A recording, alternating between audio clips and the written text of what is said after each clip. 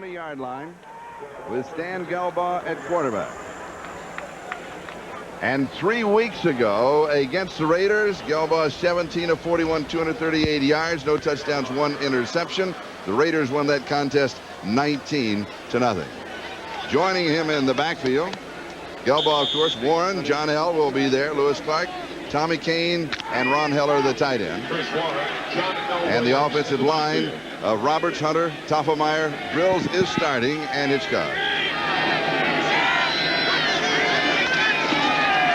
And the Seahawks come out throwing, and the pass is complete to Chris Warren. Warren, who's been the true bright spot. He fumbles at the end of the play. And the officials say it will be second down at the 27-yard line. Chris Warren, just a flat route coming out. Winston Moss comes over to make the tackle right at the last minute. Harrison collides it when the ball comes out, and lucky for him, right where he fell down was on top of the ball. A little bit of a break there for the Seahawks. Reaching back, and he covers it. And it is second down and 3 at the 27-yard line.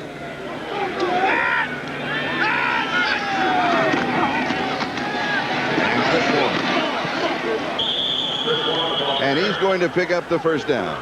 Defensively for the Raiders, it will be Howie Long, Willie Broughton, Nolan Harrison, Greg Townsend, and then Wallace, Ellison, and Moss are the 3 linebackers. In the secondary, McDaniel, Washington, Lott, and Anderson. And Seattle with a first down at their own 33-yard line.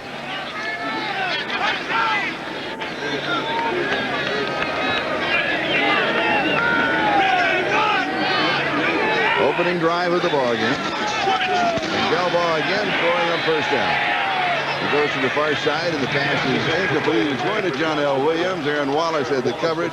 It'll be second down and 10. Good coverage in the secondary by the Los Angeles Raiders. Of course, they're known as a pass rushing team, but give credit to the offensive line for the Seahawks on that one. They did a good job holding people out. Gelbaugh just couldn't find anybody open.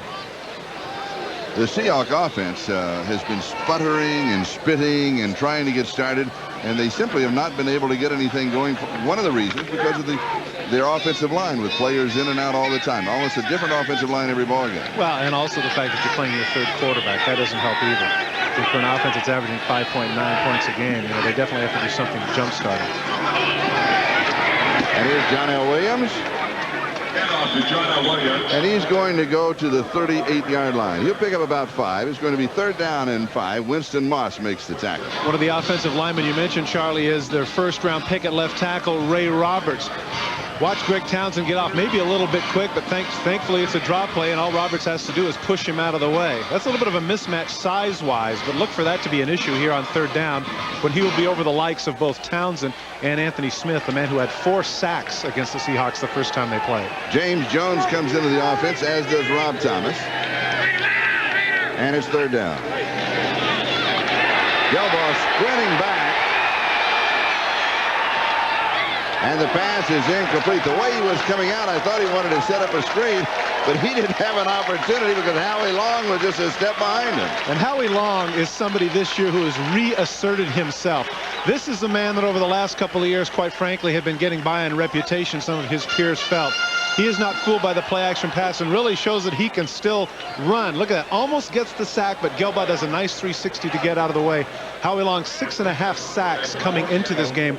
A definite force still at age 32 for the Silver and Black. So Rick Tootin will be kicking. Tim Brown is the return man. Oh, he gets a good one off. Brown takes it back at the 9-yard line. He's out to the 20 and returns to the 23-yard line. We'll step aside for a moment. We have no score. We're in the Coliseum in Los Angeles, but hold it. We have a flag at the 40-yard line. 53 yards on the kick by Rick Tootin. A 14-yard return by Tim Brown, and now we'll check out the flag. Personal foul on Seattle, number 94. Blow to the head. It's on Rod Stevens, the backup middle linebacker. Will penalize half the distance to the goal line. All right, now we'll step aside. We have no score. The Seahawks and the Raiders.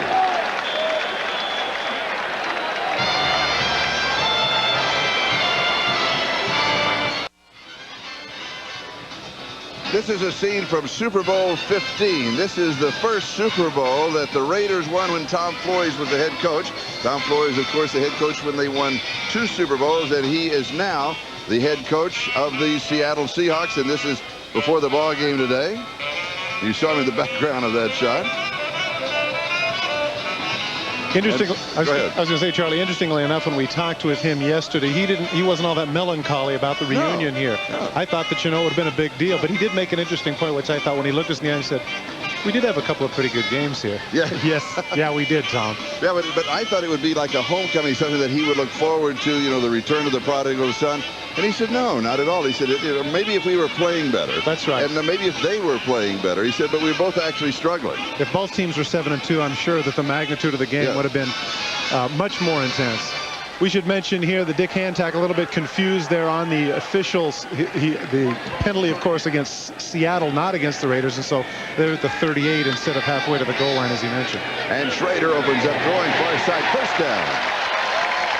Pass is complete at the 45-yard line of Seattle. He goes to Willie Galt, and he picks up 17 yards on the play. Schrader at quarterback with Smith and Dickerson the running backs. Willie Galt and Tim Brown the wide receivers. Ethan Horton is the tight end. The big change in that offensive line is Max Montoya, who'd been bothered by the knee injury since the second game of the season. He's back in at right guard, and the Raiders say that could well be the missing piece of the puzzle. So he is back. First down, Raiders. And we have flag. Well, he's back, and so is the right side of the offensive line. It moved a little bit too quick. When you mentioned that, Charlie, Al Locasal, executive assistant for the Los Angeles Raiders. False start. Offense, number 77. 5-yard penalty. Still first down. That's on Reggie McElroy. He mentioned to us that the continuity of the offensive line was affected without Max being there. He didn't want to put all the travails of the running game and pass protection upon one guy. But he says when that one guy, and especially a Pro Bowler as he has been with the Cincinnati Bengals in the past, is out, he said that other people have to make up for it, and that just is too much of a struggle for some of the younger people who don't have his experience. First down and 15. The Seahawks now with 5 in the secondary as Brian Davis comes in. And Dickerson gets the call, and he's going to pop through for about 5 yards to the 45-yard line. Let's look at that Seattle Seahawks defense with Jeff Bryant, Joe Nash, Cortez Kennedy, and what a matchup we'll be watching him today. He'll be going against Wisniewski. And Tony Woods, the linebackers, Joe Kane, David Wyman, and Rufus Porter. And in the secondary, it is Harper, Hunter, Blackman, and Robinson. Second down and 10, the ball at the 45-yard line. No score in the ball game. 10:45, time remaining. We're in the first period. Galt comes across in motion. Schrader has time. He goes deep. It is tipped. It is incomplete. Ethan Horton, the tight end, was downfield with Eugene Robinson and Patrick Hunter picking him up, and he's shaken up just a little. He's looking like Evander Holyfield in the 11th round the other night. Yeah. He's where am I? A little bit on Queer Street there. Yeah. The legs aren't there. He takes a shot down the seam. Trust me when I tell you that I've run a couple of these and I know what this feels like. Attempting the one-handed catch. Watch when he gets hit from both sides. Pow in the back and then pow in the front. That really hurts. What does it feel like? It hurts, I said. Okay. I know that. What, I look like a physiologist to you? I can't explain it to you. Of course you can. What it is that you're so concentrated on the ball, you don't know that somebody's going to come in. And I ended up having 6 or 7 broken ribs over my career just on routes like that. Ethan Horton, of course, last year, 53 catches, led the team in receptions, was also a Pro Bowler. This year, because of the struggles of the offense, he's yet to get in the end zone with only 19 catches. Third down and 10. Andrew Glover comes in for Horton, and on third down, Marcus Allen comes into the offensive set for the Raiders. Marcus Allen, over 400 catches in his career, one of the best pass-catching running backs, arguably, in the history of the NFL. 6 in the secondary for Seattle. Steve Smith and Marcus Allen are the split back. And Schrader to throw. And he's going to run for it. He'll pick up the first down, and he kind of dives dives and slides in a combination to the 34-yard line, and he got it. He needed to cross the 35. He picks up the first down, and Hunter is there to cover for Seattle. Very frustrating for the Seattle defense. They do an excellent job in the secondary, and Jay Schrader, not known for his mobility, sees that everybody's got their back turned, trailing the receivers, and he cuts upfield, takes the safe route with the hook slide, and the Raiders have a first down at the 35. And Eric Dickerson comes back into that offensive set for Los Angeles, and Marcus Allen comes out. Oh, he's not. He took the shades off when the action started. Well, of course, it's very LA. It's stylish. But when the game starts, it's got to go with substance. You know what I'm saying? All right. Tim Brown, the motion. Dickerson, the ball carrier. Jeff Bryant was there for the Seahawks. Mark it for one. It'll be second down and 9. Jeff Bryant has played a lot of games for the Seahawks. 145 today. Former first-round pick back in 1982. Has been one of those people that's just been continually solid for the Seahawks through the years. Now in his 11th season. And Ethan Horton comes back in at tight end for Los Angeles. Second down and 9. The ball at the 34-yard line. We're moving on the 9-minute mark. Time remaining in the first quarter. And we have no score. The Seahawks with one offensive possession. This is the opening drive for the Raiders following a kick. Second and 9. Raider again with good protection goes underneath the coverage to the 30-yard line to Tim Brown. And he's going to add one more yard to the 29. A total of 5 on the play. Joe Kane with the tackle. It'll be third down and 4. A little disgruntled because Tim knew he should have got a lot more out of that. The Seahawks in a zone. Watch Harper backpedal, and he just finds the seam in it and sits down. Schrader gets him the ball, and Brown, excellent in the open field, makes the good move here on Kane, but can't do any more with it. Just the slap on the thigh enough to get him down, and he's disappointed. This is what you get when you're great. Don Mosbar, give you an idea here. Steve Wisniewski, 6'3", 285. Don Mosbar, 6'7", 285. That's 370 pounds and about 13 feet of people you have to deal with. Alexander Wright comes in. Marcus Allen is in. It is tipped. It is in the air, and it is incomplete. Almost intercepted. That would have been a whale of a catch by Blackman if he could have held on. Alexander Wright, the intended receiver. It'll be fourth down. What happens, Charlie, is Alexander Wright, NFL's fastest man. Certainly he's not used to catching the ball over the middle. A little bit behind him, but certainly very catchable. And Blackman with the tacified gloves, almost able to come up with it. Most of your speedsters run their routes to the outside. He feels the bodies around him, and certainly that's one of the reasons why he didn't come up with it. Jeff Jager from the 37-yard line, a 47-yard field goal attempt. He's had his struggles this year, Charlie. After a Pro Bowl season last year, he's 11 for 19 coming into this game. No trouble there. The Raiders are on the board, and they lead 3-0. Back to the kickoff in a moment. The NFL on NBC is brought to you by Mazda. Mazda, it just feels right. By Levi's new loose-fitting jeans. By Magnavox, smart choices for smart people. The ingenious products from Magnavox. They're smart, very smart. And by Delta Airlines. At Delta, we love to fly, and it shows. Welcome back to the Coliseum in Los Angeles. This is Charlie Jones and Todd Christensen. The Raiders kicking off with Chris Warren and Reuben Mays, the return man. And once again, Jager sails it deep into the end zone, and we'll bring it out to the 20-yard line. You know, Charlie, that was a 47-yard field goal we watched, and the guy that caught it, he must have been 10, 12 yards behind the goalpost. It's interesting what some of he's not an older kicker by any stretch. He's only 27. But I'm surprised that throughout the year when we've noticed the Gary Andersons and Nick Lowrys and some of these people are getting up in age, whatever they're doing in the offseason, whether it be stretching or particular lifts, they know that it's not, the field goal kicking is only half of the job now. The kickoffs are a big deal, and a lot of times if you can kick off, witness Brad Daluiso, you might have a job in the NFL. The Denver Broncos, as you know, carrying 3 kickers, including the kickoff special. Little play action fake, good timing. Pass is complete to John L. Williams. And they're going to pick up 3 yards to the 23-yard line. It'll be second down and 7. Winston Moss with the stop. John L. Williams is the leading pass receiver for the Seattle Seahawks, 41 coming into this game, but in a lot of cases that's deceiving. His average per catch is only 6.5 yards that you see right there.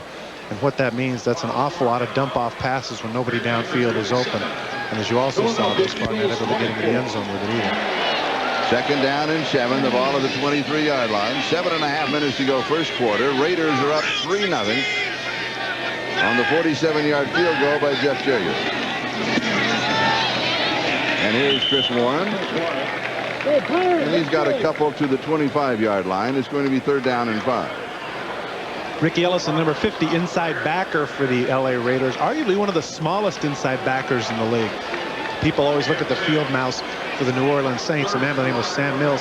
That man right there, 6'2", 225. And Charlie, in this day and age of run stoppers, you've got all sorts of guys ranging from 240 to 270 playing at the inside backer position. But Ellison, former San Francisco 49er, continues to do the job for the Raiders. Rob Thomas and James Jones come into the offensive set. Gelbaugh rolls out, has protection, throws, and it is intercepted. The Raiders have the ball. Lionel Washington with the interception. His 2nd of the year. Stan Gelbaugh is looking right in his face at a blitz from Ronnie Lott, and this is just a bad throw. He completely overthrows the man. Watch number 42 is going to come into your screen from the right. Gelbaugh throws the ball a little bit sooner than he wanted to and throws it right into the arms of number 48, Lionel Washington. You could see there to the side, he actually did have Tommy Kane open on the comeback, but the pressure of Lott forced him to throw it off. And Lionel Washington told us yesterday, if we play well as individuals, then we can come together as a team.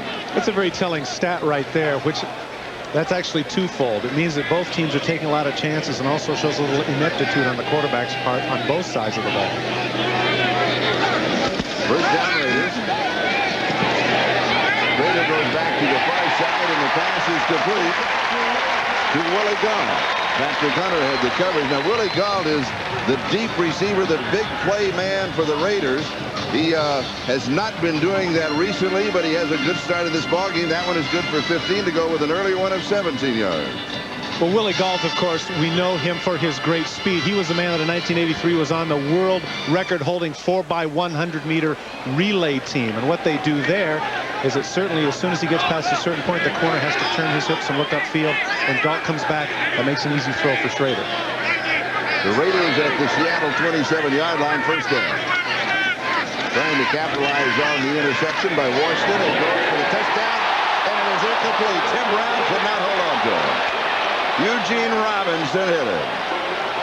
I tell you what, I don't know if Jay Schrader has ever been sharper. The last throw there, he threw completely across the field to Gault. And look, this is actually pretty good coverage on Brown. He runs the post route, cuts back to the middle. Watch the safety come in right between the two. Oh. Terrific throw by Schrader. Yes. Tim Brown definitely should have come up with that one. If you remember yesterday, Charlie, he was lamenting to us the number of balls he has not gotten. Well, if he doesn't hold on to that, then Jay Schrader's not inclined to go back to him. And also, it is what Art Shell was talking about. He said, we're that close. We're just that close. You have to make those plays. 2nd down and 10, back at the 27. Fernandez comes in. And Steve Smith is the ball carrier. Tony Woods with the tackle. Number 99, Cortez Kennedy, almost a certain Pro Bowler here. Comes off the double team again. There's Mosbar and Wisniewski, but there's number 99 laying right on top of Steve Smith for no gain. Remember what Cortez said yesterday? He's never beaten the Raiders. He also said something about Miami being number 1. He was very definitive. And as I recall, nobody in the room argued with him. I was on his side immediately. Yeah. You're right, Cortez. That's right. He could have told me night was day, and I'd have said, you're absolutely right, man. Rader steps away. Has all the time in the world, and now he throws, and it's going to be intercepted. No. Oh, Schrader got away with one. He made a bad decision. He was trying to throw it away. Dedrick Dodge almost had the interception. He may have been screamed off, but he came down with it out of bounds. Charlie, you're right. He got very lucky here. No reason for him to try to make a touch pass here. He throws it right to Dodge, and if Dodge could have just gotten the left foot down inside, you can see clearly there it's on the chalk. Good call by the official. Here's Jeff Bryant, who is chasing Schrader. That's a ball he should have thrown completely out of the end zone, and you're absolutely right. Very fortunate to get that one back. And now a 43-yard field goal attempt by Jeff Jager, who is hit from 47 yards. And he is dead solid perfect. So he is 2 for 2, and the Raiders lead it 6-0.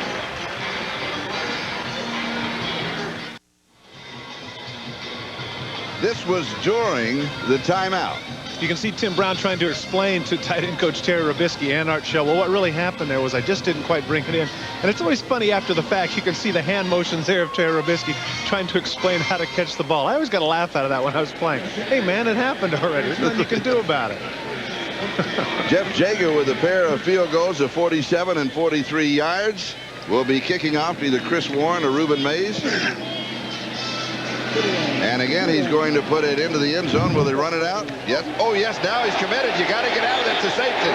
That's going to cost you 2 points. Safety. Oh, motherfucker. He is saying no, that the ball did not come out. He said only the foot. The ball did not break the plane of the goal line coming out from the end zone. The ball. That's exactly what he was saying right there before he got interrupted. That's a good call, Charlie. That's exactly what happened, and that's what Dick Hantak saw. He was right on top of it. If we get a chance on the replay to show you, you can see that the ball does not come out. This is a similar situation to scoring a touchdown. Imagine that the right leg as he's scoring a touchdown. Where does the ball go? Right here. The foot clearly is over, but the ball is behind his waist, and you can hear the boos from the crowd, but they don't understand the rule. It's up on the big screen here, but his foot came into the field of play. But we always talk about, breaking the plane, going in for the touchdown. Well, it did not break the plane coming out. Same plane applies. So we go out to the 20-yard line, and John L. Williams gets a call, and he's going to pick up 2, maybe 3 on the play. And we have a scuffle at the 25-yard line. Winston Moss with the tackle. Washington's got a handful of John Hunter. That's a mismatch. Now you can see and you can see the irritation on the part of John Hunter. He looks around and says, "Who?" He says 6 foot 180. He says, "Get out back. Who are what are you kidding? doing?" It is 2nd down and 7. The ball at the Seattle 23-yard line. Seattle needs to do more than 3 and punt here. They need to get a couple of first downs to establish something. Pressure coming from the outside and down the middle. High, and it's caught at the 45-yard line. Lewis Clark, he almost could have signaled for the fair catch, and he takes the punishment because he had to wait for it, coming down 22 yards downfield. Receiver coaches are always telling their pupils, don't jump for the ball if you don't have to, because when you jump for the ball, you make yourself vulnerable. Watch at the end of this. Once again, classic case. He's on the up route. Washington has excellent coverage, but the ball is underthrown. Does he have to jump for this ball? No. But in so doing, he exposes himself both in the hip and the ribs. If he catches the ball running, Charlie, he doesn't get to take this shot. Completely exposed right there. Eddie Anderson makes him pay the price. We'll step aside with the injury timeout. Raiders lead it 6-0.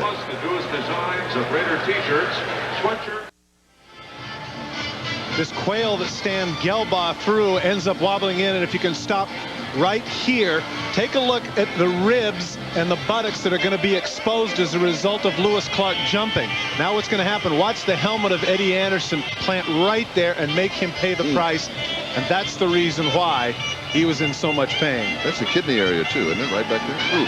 Oh, that hurts from up here. Well, there's Clark on the sideline. He's been replaced by Rob Thomas. Also, John Hunter went down. They're looking at his knee. Sean Farrell is now the left guard. And it's a first down for Seattle at their own 45-yard line. Gelbaugh has pressure, steps forward. And the mobile one, as he calls himself, is out to the 48, maybe the 49-yard line. So he's going to scramble for 4. It'll be 2nd down and 6. Greg Townsend was chasing it.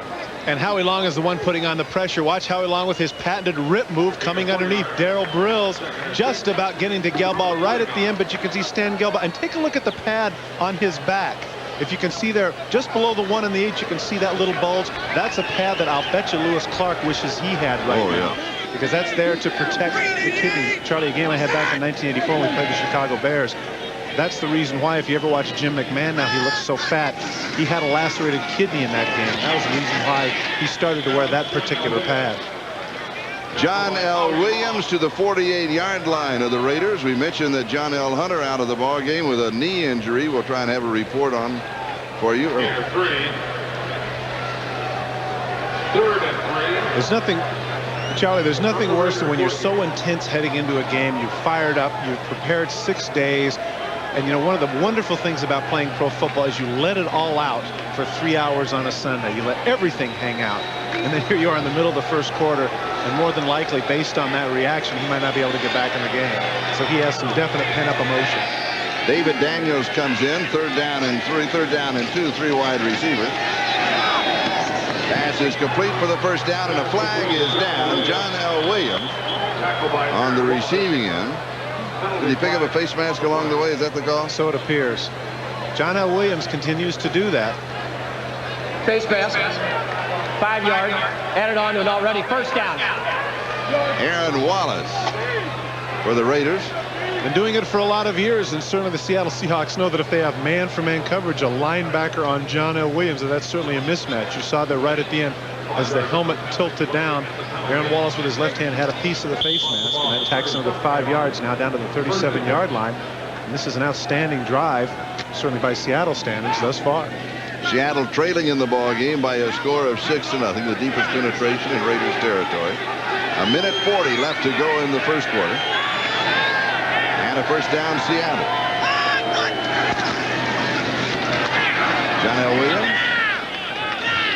And John L. will go to the 32-yard line, so he's going to pick up 5. It'll be 2nd down and 5. Ricky Ellison with the tackle. And next Sunday, NBC Sports presents an action-packed NFL doubleheader beginning at 12:30 Eastern Time with NFL Live. And most of you to see an AFC battle between 2 of the NFL's highest-scoring teams when the Oilers collide with the Dolphins. So the Browns take on the Vikings, or the Colts meet the Steelers. Then in the second half of the doubleheader, Todd and I will be back here for a classic rivalry. John Elway and the Broncos up against these Raiders, so check your local listings for the games and times in your area. 2nd and 5, 32-yard line. Chris Warren. Last week against Washington, Chris 103 yards rushing, 2nd time in his career that he has broken the century mark. Terry McDaniel with the stop. You mentioned earlier that one of the things that Tom Flores was optimistic about was the development of this man. 100-yard game against the Redskins, and he's doing everything but selling programs. Kickoff returns, punt returns, running from scrimmage. Tom Flores has been very pleased with the improvement of the man from Ferrum College. When we asked Tom about this season, he said, you know what, I'd forgotten the long nights after you lose. Well, certainly when you're in the front office, you don't personalize them, but as a coach, you can't afford not to. 3rd down and 1. And Chris Warren is stopped. I do not believe he is going to pick it up. Winston Moss makes the tackle. I think you're in 4-down territory. You go for it. But we'll find out in just a couple of minutes, because that is the end of the first quarter with the Raiders leading by a score of 6-0. While we're away, Lewis Clark on the bullpen car taking in for x-rays of his kidney and ribs. And of course, that was the byproduct of this shot that you saw earlier in the game. Watch the crown of the helmet of Eddie Anderson planted right in the lower back of lower quadrant. Ouch. Ooh. Right there just below the 8. And Charlie, as you mentioned to me earlier, this is really a problem because one of the inactives for the Seattle Seahawks is Doug Thomas. So now they're down to only 3 wide receivers. And now a 45-yard field goal attempt by John Casey. And it is no good. And John Casey misses from 45 yards away. You know what? Tom's a friend of mine. He was a coach of mine for a lot of years, but quite frankly, I don't understand that call. You know, you're 1-8 coming into this game. A 45-yard field goal is about a 50-50 proposition. Certainly 4th and 1, you got to take a shot at it, because now, remember last week against the Washington Redskins, John Casey missed from 22 yards out. And while he certainly is a quality NFL kicker, I think that in that situation, given the situation of the team and where they're at, why not go for it on 4th and 1? Give it a shot. Maybe he figures that 4th and 1's also a 50-50 situation with that offensive line. Well, I would concur. You know, now that John Hunter is out, we understand sprained left knee for John Hunter, and he will not be returning. But again, you still have a situation. You know, your team's 1-8. What do you have to lose? Oh, you're right. Give it a try. I agree with you. I thought you were right when you said 4-down territory. I'm very surprised at that. Raiders then take over on down, and Eric Dickerson gets the call. And he picks up 3 yards from the 28 to the 31-yard line. It will be 2nd down and 7. Joe Nash with the tackle. Eric Dickerson this year, earlier in the season, passed Tony Dorsett to become the 2nd leading rusher in NFL history. But you know what? It really wasn't that big of a milestone, because I think that based on what he did with the Los Angeles Rams over in Anaheim, I think people thought that at this point in his career he'd be passing Peyton. But in going to Indianapolis and having the problems that he did there, forcing the trade, money, injuries, etc., etc., a lot of people wonder whether or not he's going to go down in history as one of the all-time great backs just because of his deportment. 2nd down and 7. I think his numbers alone will make him one of the great backs in the history of the National Football League. Oh, but what could have been? Well, but that is true with a lot of people. Cortez Kennedy makes the stop. Well, he's everywhere, isn't he? You know what I liked?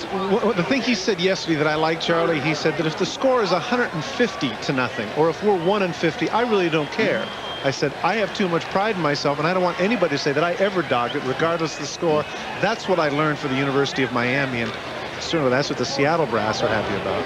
And, of course, adding on to that, he also stated, I'm going to get my respect. And in a very short time, he has earned it. Oh, yeah. 3rd down and 7. Tim Brown in motion. Schrader to throw. Has pressure from the backside. Slips it away. Knocked away. It's up in the air, and it is incomplete. He got away from Rufus Porter. Was it Jeff Bryant that tipped the ball? I believe it was number 77. Rufus Porter, of course, one of the best pass rushers for the Seattle Seahawks. Watch from the right of your screen. He's just going to blow by Bruce Wilkerson. You'd think that that's a mismatch, 6'5", 290 versus 6'1", 225. But the quickness of Porter forces Schrader to go to his left. Jeff Bryant bats down the pass, and the Raiders are going to have to punt. So Jeff Gossett will be kicking, and Chris Warren will be returning for the Seahawks.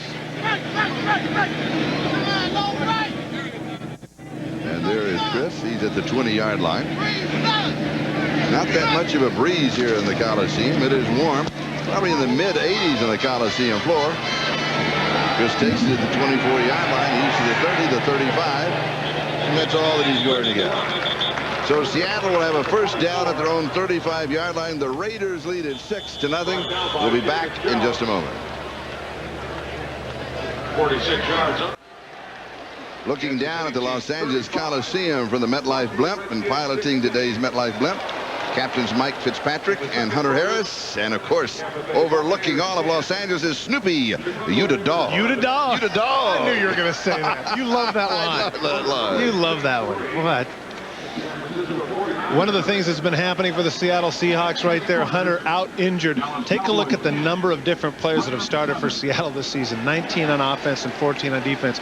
You can talk all you want about the fact that the team might be a little bit inept in 1-8, but when you have to play that many different players, that's just too difficult during the week to prepare somebody new every single week, it seems like, that Tom Flores has had to do. Let's go back to the nose of the MetLife blimp for a moment. For the viewers that weren't with us last week, is that Dan Reeves of Denver during the off week was up around Big Sur and went into to a museum, and they had this huge lithograph of Snoopy, and he had just teed off on the golf course, and behind it, one of the gallery said it says Utah Dog. Yes. In fact, I contacted them, and they're sending me a picture of it. I love it. I know you do. I do. I really do.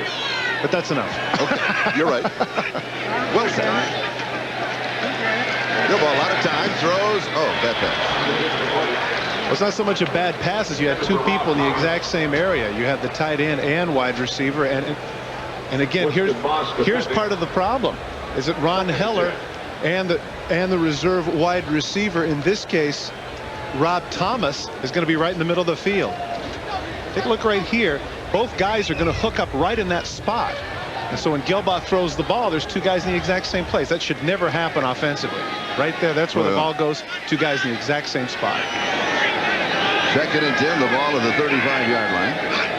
Raiders lead it 6-0. Here's the pitch. And Chris Warren. And Warren will go just across the 40.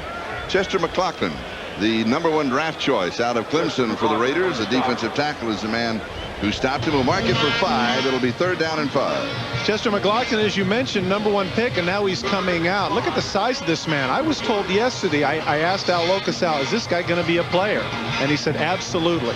He said, you should see him in the pass rush drills. You should see him dominate. You can see the physique right there. As strange as it seems, as heavy as he was timed in 4.9 in the 40.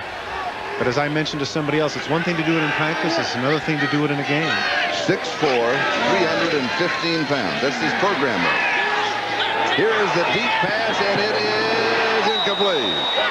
Tommy Kane, the intended receiver. That could have been the best throw that Stan Gelbaugh has had today. Right on the money, but watch number 36. You can't cover better than this. Stride for stride, looking right in his face. Now when he looks back, he looks back. Right in front of him. Excellent coverage by Terry McDaniel. Yes, he almost picked it up. Or T-Mac, as he is known to his teammates. Gelbaugh puts it right on the money, right where it has to be, but that's where number 36 is as well, and all Kane can do is prevent the interception. Rick Tootin will be kicking. Tim Brown is the deep back. Oh, good kick. Well, I tell you, that's 2 in a row for him. 15-yard line. To the 20, needs a block, cuts it to the 30. 34-yard line. Good return. 18 yards on the return by Tim Brown. We'll step aside. Raiders lead it 6-0. The NFL on NBC is brought to you by Starter. Look for the stars and you'll find Starter. By Pringles. So fresh, once you pop, you can't stop. By Black & Decker, the source of powerful gift ideas. And by Mitsubishi, bringing you a full line of award-winning automobiles. Mitsubishi, the word is getting around. So you think punters aren't football players, eh? Well, that man is right there, and he's had 2 howitzers. Take a look right after the punt. He knows he's got a good one, so what does he do? Oh, boy, this could be returned.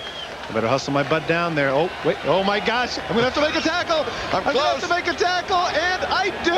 Right. Now, look at the reaction of his. Oh, we didn't get a chance to see it. Dedrick Dodge came over and patted him on the head and said, way to go. Schrader goes deep. What a catch. Intercepted. What a catch by Eugene Robinson. And here comes Eugene Robinson on the return out to the 40, and he is then caught from behind by Alexander Wright. Oh, my gosh. What a catch he made. The pride of Colgate, along with the likes of Mark Van Egan. Oh, what a catch he just laid out. Jay Schrader, plenty of time, airs this ball out.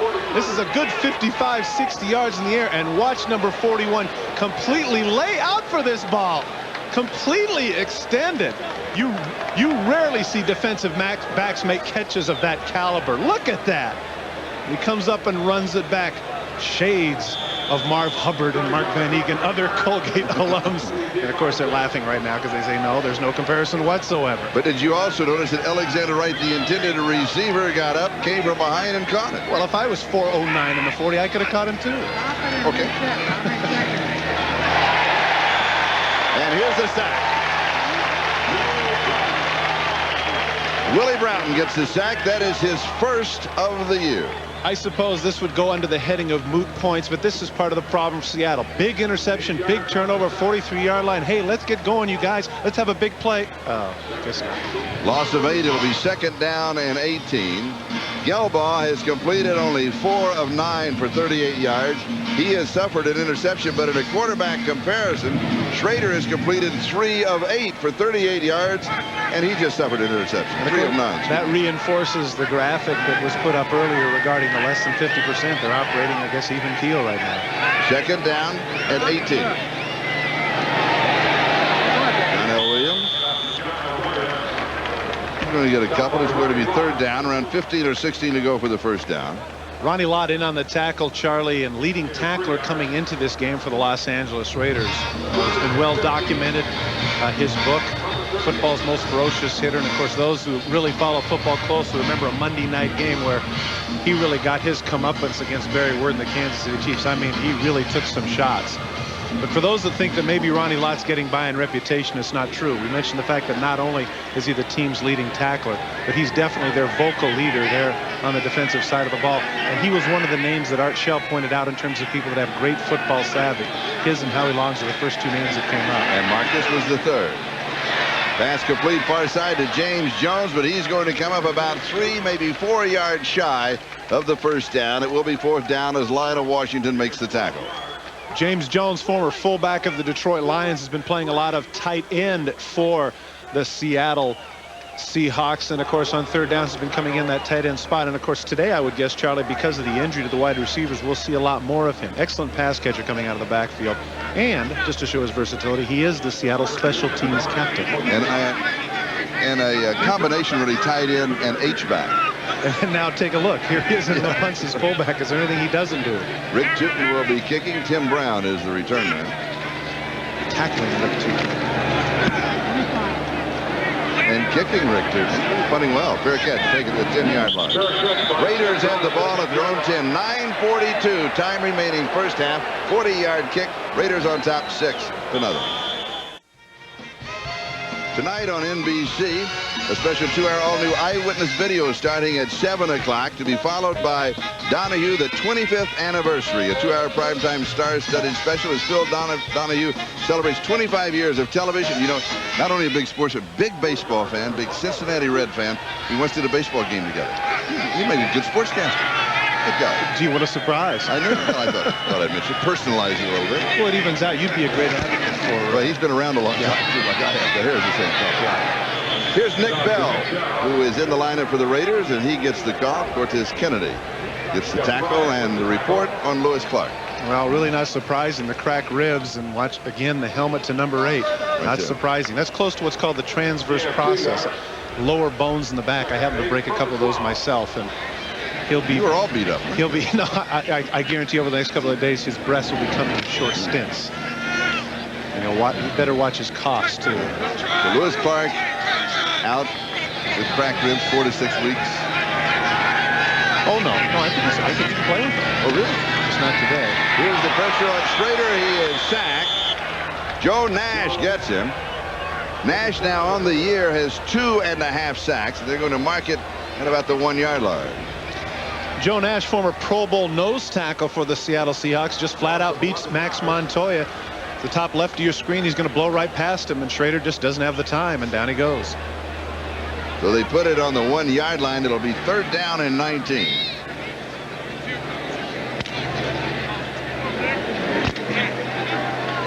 What about the fact that they're doubling Cortez Kennedy? Does that open something for Joe? Well, what it does is that it just means that Max Montoya is going to have Joe Nash by himself. He'll get no bump from the center. And Steve Smith. On 3rd down, just getting a little room for the kicker, Jeff Gossett. You know, it's funny. Steve Smith is one of the most underpublicized players for the Raiders. He does all the dirty work, a la Tom Rathman, a la Tony Page. Those types of fullbacks throughout the league. And sure enough, on 3rd and 19, we need a little breathing room. Nothing fancy. Who gets the ball? Finally gets a carry at Steve Smith. And there you can see Napoleon McCallum with a little pat on the shoulders to say, hey, thanks, babe. We got a little more room to punt now. Picked up 5. And that gives room to Jeff Gossett. For most NFL punts, it takes 15 yards. And that's exactly what they have. And Gossett in no danger of stepping on the back line. At the 50-yard line, here's Chris Warren on the return. He's got 5 yards. He's got 10, 11 yards on the return. And so Seattle was set up shop in Raider territory following that 45-yard kick. Offhand, do you know of any other starting halfback in the National Football League that also returns punts? No. I think he's got to be the only one. Once they start starting, they stop returning. Indeed. We'll be back in a moment.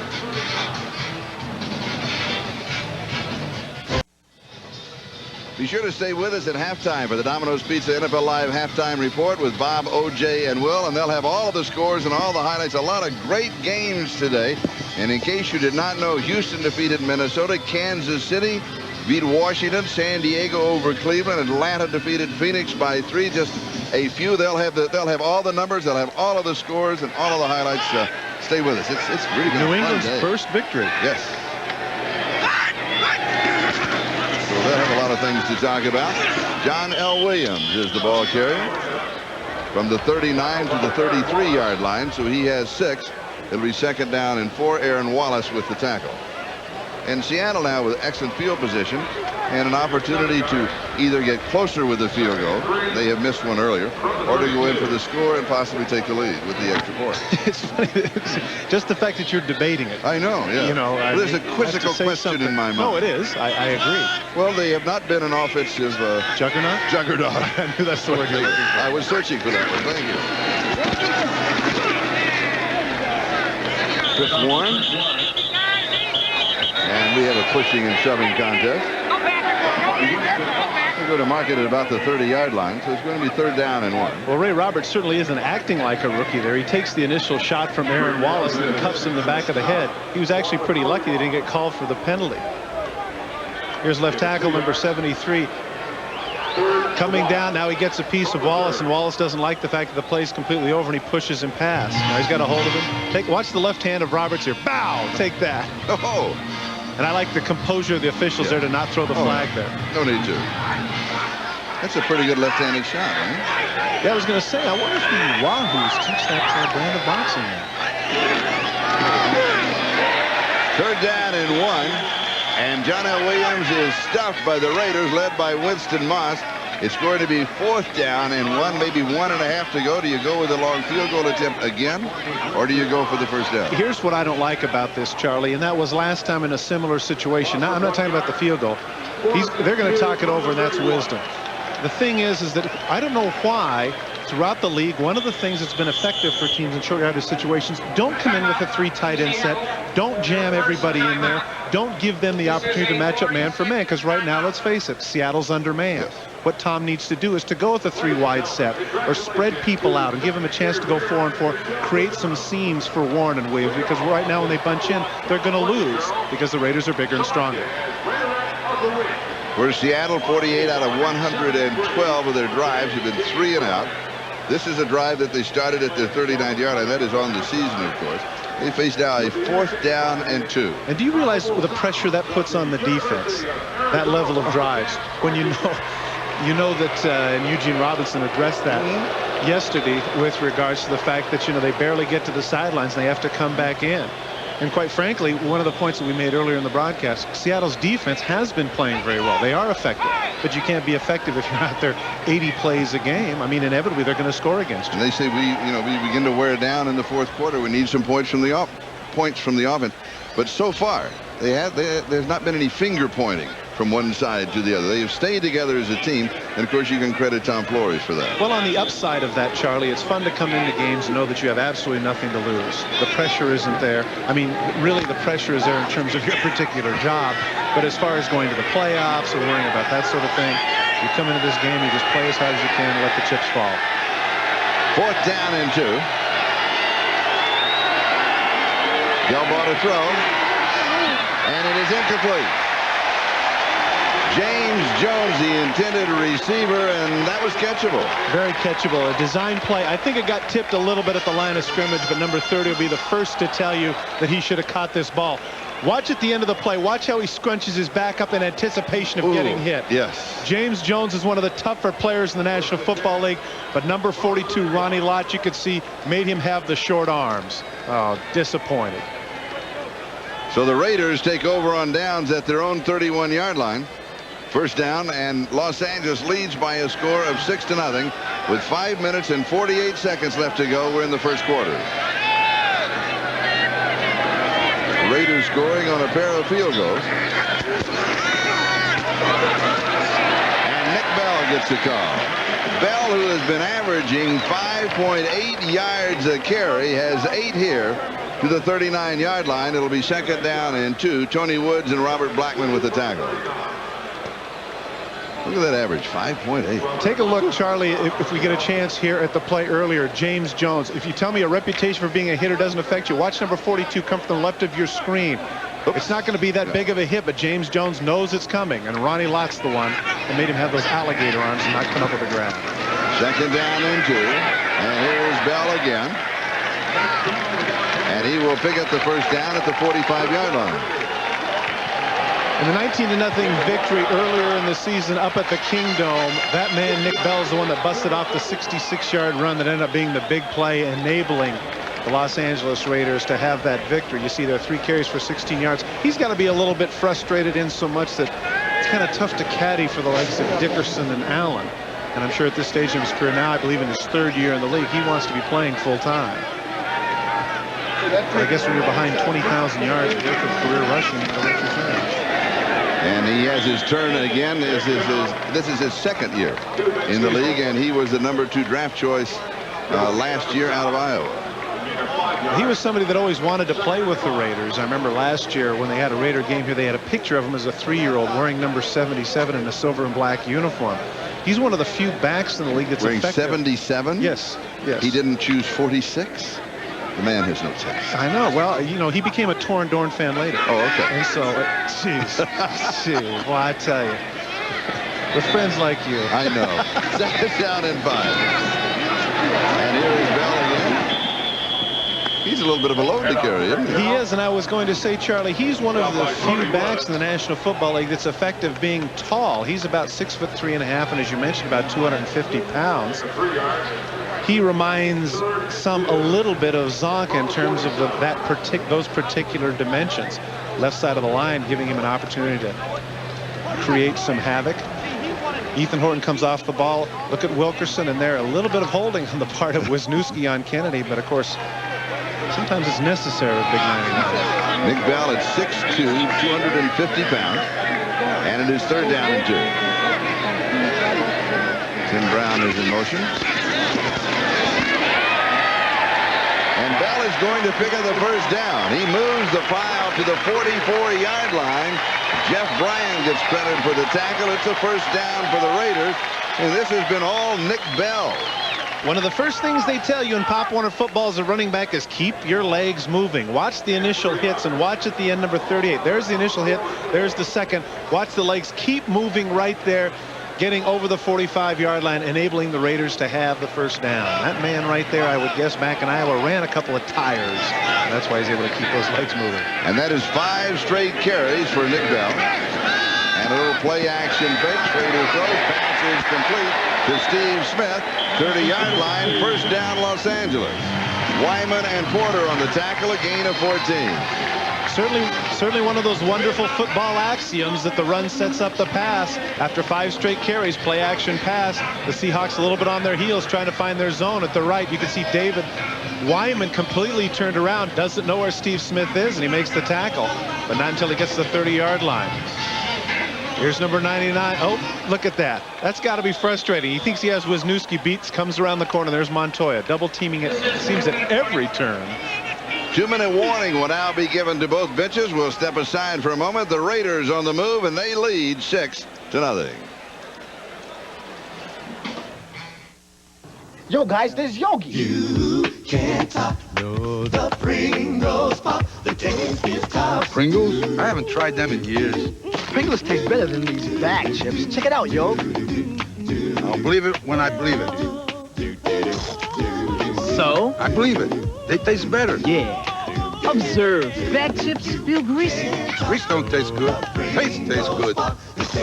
Yeah! Once you pop, you can't stop. The day may come when travelers don't care how much their luggage weighs. But for now, there's the Samsonite Lightweight. It's 25% lighter than the average soft-side suitcase. Because at least in the immediate future, the weight of the luggage you carry can still be a matter of some gravity.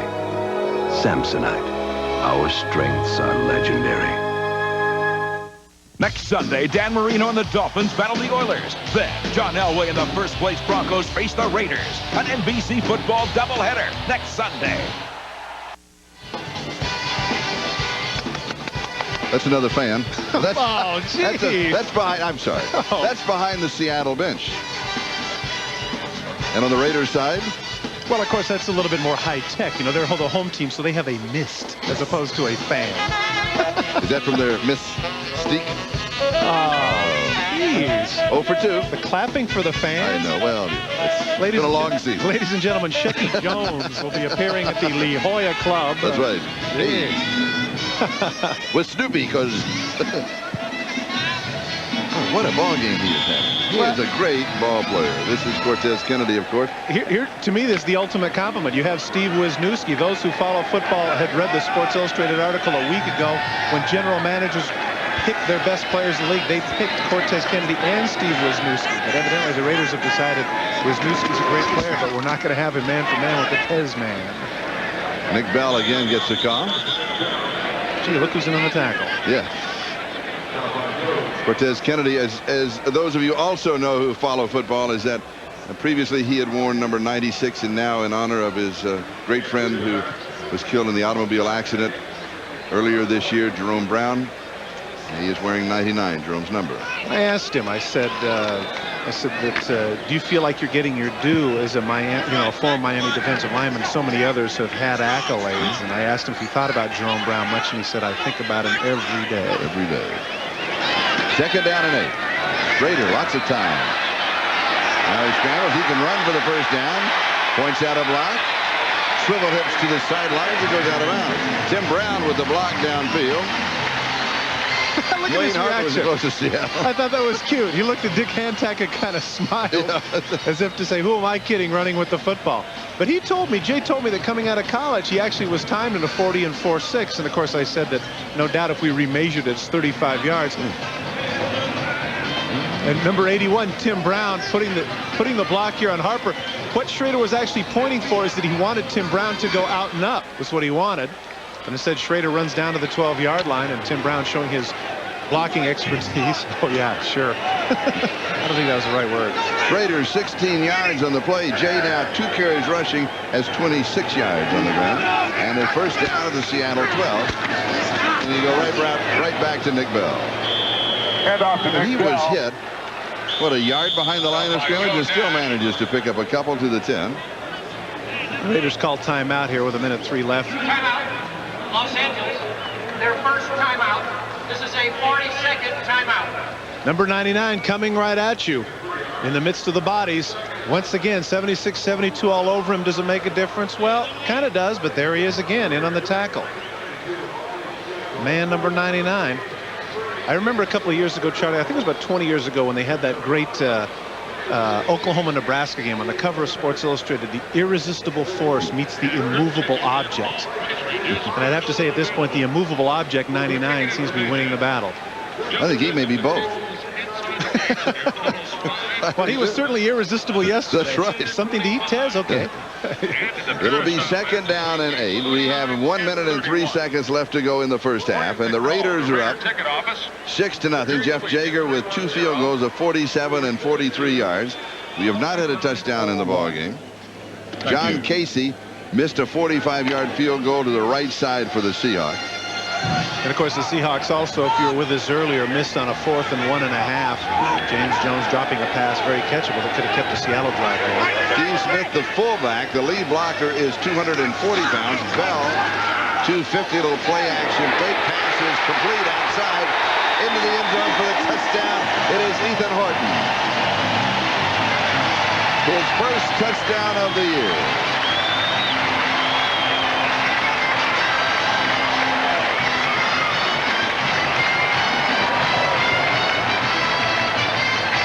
Earlier in the game, he had the seam route where he sprained his knee a little bit. You can see right there, he's still a little bit gimpy.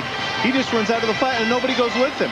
Zone defense, Robert Blackman, the strong safety, closest to him, got caught looking in the backfield. Cardinal sin for a defensive back, and Schrader certainly likes that reaction. Ethan Horton with his first touchdown of 1992. A 69-yard touchdown drive. Here is the extra point, and it is good. Point after is good.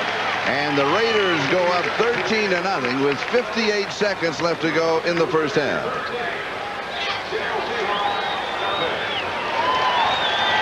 Tight end Ethan Horton, number 88, is going to run into a zone coverage. It's not man for man, and what happens is that number 25 strong safety here is going to be looking. This is all it is just a simple out route here. And when people start to backpedal, they're all looking into the secondary, and all Horton's going to do is run into the flat, and everybody's going to be looking at Jay Schrader instead of looking at the man. Simple flat route, nobody's there. He throws in the ball, and he can just walk into the end zone. Robert Blackman should have been looking at 88 instead of looking at number 10. 69 yards on the drive, and 30 of those yards, almost half, Nick Bell on 7 carries, and it's 13-0 Raiders. They, of course, started this drive on their own 31-yard line.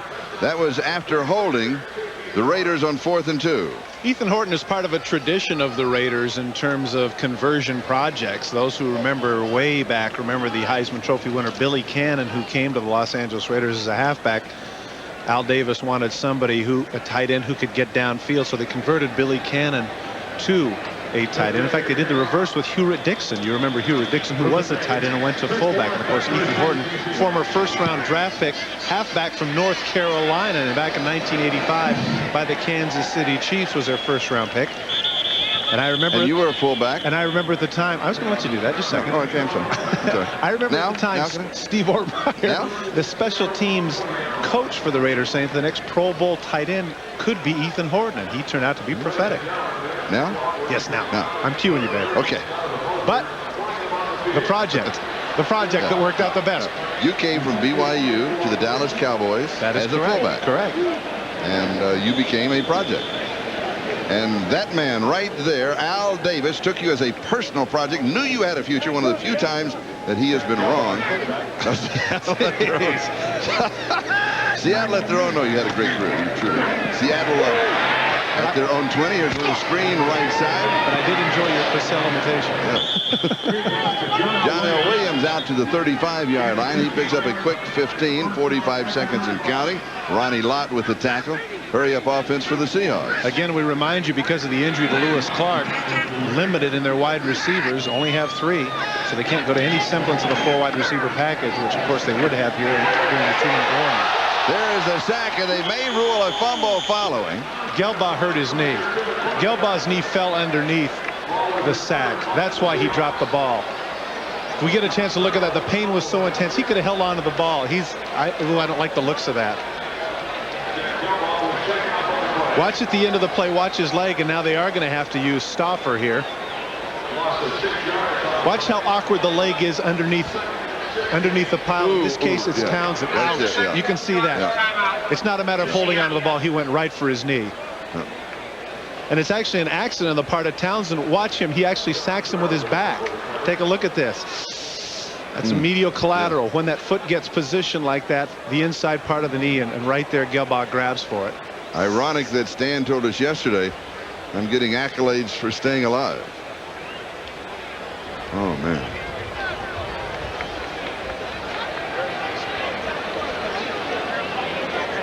And so loosening up on the sideline is Kelly Stauffer. He will be coming into the ball game, and Tom Flores did not want to play him today. Wait, we have a problem with your microphone, I think. Okay, we'll get that corrected. Work on that. Well, there it is. Yeah, I was about to say, yeah, part of the problem here is that, fresh off of the IR, and certainly against a defensive line like the Raiders, this isn't where you want to start out. But again, due to the number of injuries the Seattle Seahawks have had, we showed you a graphic earlier, all the number of different starters they've had to have throughout the season. Tom Flores is out. They're looking at that knee. You know what? The reason I like to see that, Charlie, is because so many times head coaches and people of this ilk get that impersonal feeling. He's just another player. I like the fact that you have the head man out there right now taking a look at his head man. And of course, last week in the game that we saw Bruce Kozlik come out when Browning Nagel was felled with an injury. Now, let me just bring up a question. We want to look at the injury one more time. My question is it a fumble? It was not ruled a fumble. There is the hit, and he is not down, and the ball is loose. Well, he certainly did fumble, but a Seattle player was able to get on top of it. So either way, it doesn't matter. There it is. But the issue here is that, I'm glad he's walking off. Hopefully that's just a sprain. I was trying to read the lips of the doctor there, and hopefully that's a degree sprain that doesn't have to be cut upon. And Stan Gelbaugh certainly hurting there, and hopefully he's going to be all right. And it was Sean Farrell of the Seahawks who recovered the fumble at the 29-yard line. You mentioned his resilience, and I was impressed by that. We addressed the point that Gelbaugh, somewhat of a journeyman, been bounced around the league. He was the MVP of the World League, of course, in the initial season there for the London Monarchs. He's had 4 back-to-back seasons. London, Phoenix, London, and Seattle. Stauffer to Jones. Out to the 33-yard line. Clock is stopped with 14 seconds left in the first half. Anthony Bell Raiders tackle. Timeout. Los Angeles. The Raiders are going to want to force Seattle to punt here.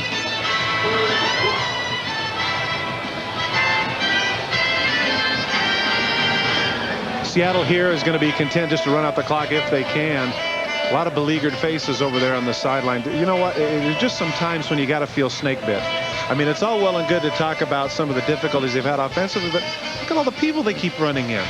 All the people that keep getting injured. Lewis Clark is, is out with a fractured rib, and John Hunter went down with that sprained knee, and now Stan Gilbaugh is down with a knee. Seems so unfair. So inequitable. I mean, for someone like Stan Gilbaugh, he mentioned the difficulties that the team has been having, but he says, don't forget, this is my chance now. This is my opportunity. This is my chance to shine in the NFL. I've waited a long time for this, and now set back because of the injury to his knee. 3rd down and 12.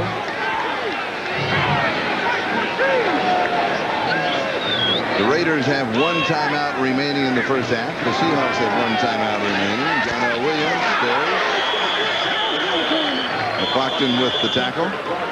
The Raiders will take their last timeout. Pretty impressive tackle there by number 91. You're right. He showed his strength. Very rarely do you see John L. Williams on his back in a tackle. Watch at the end of the play, the tackle 91 puts on 32. Granted, Williams is making a cut, but remember, this is a 230-pound man that number 91 puts on his backside right there. As you mentioned, 6'4", 315 pounds. Been plagued by a sprained foot this season. That's why he hasn't been able to get in the playing time he'd like. But Art Shell giving him some playing time here, and he certainly is under one of the great mentors, as defensive lineman and Earl Leggett, former player of the New Orleans Saints and the Chicago Bears. It'll be 4th down and 9 with 8 seconds left to go in the first half. Tim Brown is the returner. Rick Tootin the kicker.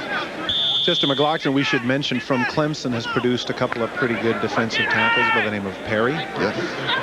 And the one who's actually the better player is not the most famous, strangely enough. William and Michael Dean. The other Perry. The other Perry. I don't think he is anymore. No, I think you're right. Here's the kick. Tim fumbles it, and he will recover it at the 25-yard line. And with that play, the first half expired. At halftime, the score, the Los Angeles Raiders 13, the Seattle Seahawks nothing, and we'll be back after this with NFL Live after these messages from your local station.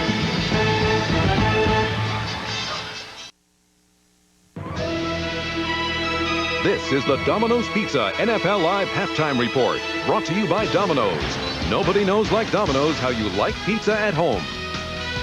OJ is here. So too is Will McDonough. We'll hear from them momentarily. To the scoreboard first in the game you folks are watching. The Raiders with a 13-0 lead over the Seahawks at the half. New Orleans in a battle of 7-2 teams, leading at Candlestick 10-7 over the 49ers. The lead in the NFC West is at stake. The 49ers beat the Saints at the Superdome early in the year on a Sunday night. The Rams are in front at Dallas 14-13. Dallas has won 11 consecutive home games. They're 8-1.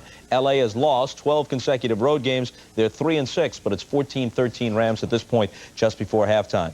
Oh, Mike Ditka is not going to be a happy man as he heads for the locker room to talk to his club. The Buccaneers in front of the Bears, 20-0 at the half. Chicago on their way to a record of 4-6, barring a rally in Tampa Bay. Now, these are games from earlier today, and we'll take a look at some highlights. Houston upsets the Vikings at the Metrodome, 17-13. Early in the week, it looked like the season was falling apart for Jack Pardee's team, losers of 3 of 4. They were down 3-0 when the Vikings defense got it done.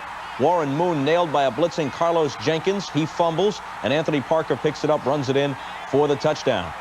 Along the sideline, Moon trying to shake it off, and he did, as he was able to get them even at 10-all by halftime. He completed 7 straight on this late drive just before intermission. Ernest Givens for the touchdown with 10 seconds left, even at 10. Moon's problems, though, continued in the second half. His arm is hit by Chris Dolman. They rule it a fumble, not a pass. Dolman forces the fumble, and he recovers it. It leads to a field goal by Fuad Reveiz, and the Vikings lead 13-10. Late in the fourth quarter, Oilers driving. Moon avoids the rush, but he's popped by Vency Glenn at the Vikings 21. Moon came out of the game with a sprained left shoulder. He was replaced by Cody Carlson, who was able to take Houston down to the 1-yard line. There you see Moon going off, and then Carlson hands to Lorenzo White, who had better than 80 yards rushing today. That proves to be the winning TD. 17-13, the Oilers prevail. Kansas City and Washington are both 6-4. The Redskins are really sputtering these days. They were down 28-0 at halftime in this game. They lose 35-16. Christian Okoye pumped up for the contest, apparently, and in fact, he had 2 first-half touchdowns. This was the first of the pair from 2 yards out, 7-0 in favor of the Chiefs. First play following a Kansas City interception, early second quarter. Dave Craig will find his deep threat, Tim Barnett. The catch and run good for 44 yards, 14-0. Now, Joe Gibbs knew that his offense was having troubles. He never expected his defense to fold on him this way. Down by 4 touchdowns. They got back to 28-16, but that rally was snuffed out as the Chiefs got the insurance score they needed, a 35-yarder this time from Craig to Tim Barnett, and that makes it 35-16 and turns out to be the final score. Green Bay defeats Philadelphia at County Stadium in Milwaukee 27-24. A topsy-turvy game. Randall Cunningham back in at quarterback. Jim McMahon giving him some advice on the sideline. McMahon, of course, quarterbacked them to victory a week ago against the Raiders. Now here's Cunningham in the fourth quarter as the Eagles try and come back. He dumps it off to Heath Sherman. Good blocking, good run. It covers 75 yards. And watch at the end. The old straight arm. Don't see it too much these days. In for the touchdown, and they trail by 4, 21-17. Then they take the lead as Herschel Walker will not be stopped. Watch this. At the 5-yard line, a couple of guys look like they have him wrapped up, and he will shake them off. And in he goes for the TD that gives them the lead. But the game was tied at 24, less than a minute to go. They were content to sit on the ball and take their chances in overtime deep in their own territory. But Walker fumbled and Johnny Holland recovered for the Packers. That set up this Chris Jackie field goal, which is right down the middle and perfect from 41 yards out. And the Pack wins it 27-24 for a very happy Mike Holmgren. So now here are the Eagles, 6-4 for the year. At one point, after they won that Monday night game against Dallas, they were 4-0 and appeared to be invincible. They were the odds-on choice to represent the NFC in the Super Bowl, but things have unraveled since then, and they have lost 4 of 6. Now, Juice, what are your thoughts on the strategy by Rich Kotite late in the game? The score is tied, and he seems content to say, look, we're too deep in our own territory. We'll settle for overtime, but Walker fumbled. Well, I disagree with Will on this one. Will believes that they did the right thing. I can't believe that. This is not a veer offense. This is not college football. This is the NFL. You got a quarterback that was MVP a few years ago. He's there. You got 50 seconds to play. You got a chance to win the football game. You don't sit on the football and hope you win the toss and get the first shot at winning the game in overtime. I think it's a little too conservative for the NFL, and if you play like that, you're not going to see the playoffs this year. Willie? Well, that's why he's on the show, Bob, and he's not coaching, because you've got to look at it this way. Philadelphia is supposed to have the best defense in pro football, according to many people, right? So they say, in overtime, even if Green Bay wins the toss, we get a great chance of stopping them. We get the ball, we kick the field goal and win, okay? If it's the other way, if Green Bay, if you get the kickoff, you could march down and do it and win, okay? And even if that doesn't work, you get a tie. And a tie for Philadelphia right now is very, very important when you come down to the tiebreakers at the end of the year. Sports writers, they don't know, man. That's why the players don't talk to them. They don't know. And would Elway sit on it? Would Montana sit on it? Would Marino sit on it? But that's just the point. At this juncture of this season, maybe not in the future, maybe not in the past, but maybe Rich Kotite is saying Randall Cunningham at this point is not Marino, Montana, or Elway right now. Well, if he listened to sports writers, he'd learn what the game was all about, because obviously he hasn't thought it out. Well, you'll have to listen to this sportscaster to learn the rest of the scores. So in that sense, I hold the upper hand. Pittsburgh defeated Detroit 17-14. So Pittsburgh is now 7-3. Snow falling on Wayne Fonts, and his season has already fallen down the drain. His team is now 2-8. Here is Barry Foster. He becomes the league's first rusher to reach 1,000 yards for the season on this 21-yard gallop. He had over 100 yards for the day. Barry Sanders put Detroit ahead on the first play of the fourth quarter, going in from a yard out. That gave the Lions a 14-10 lead. 90 yards plus rushing today for Barry Sanders. With under 4 minutes remaining, Rod Woodson crushes Eric Kramer on a blitz. It causes a fumble. Carnell Lake, the safety, picks it up, returns it to the 3-yard line.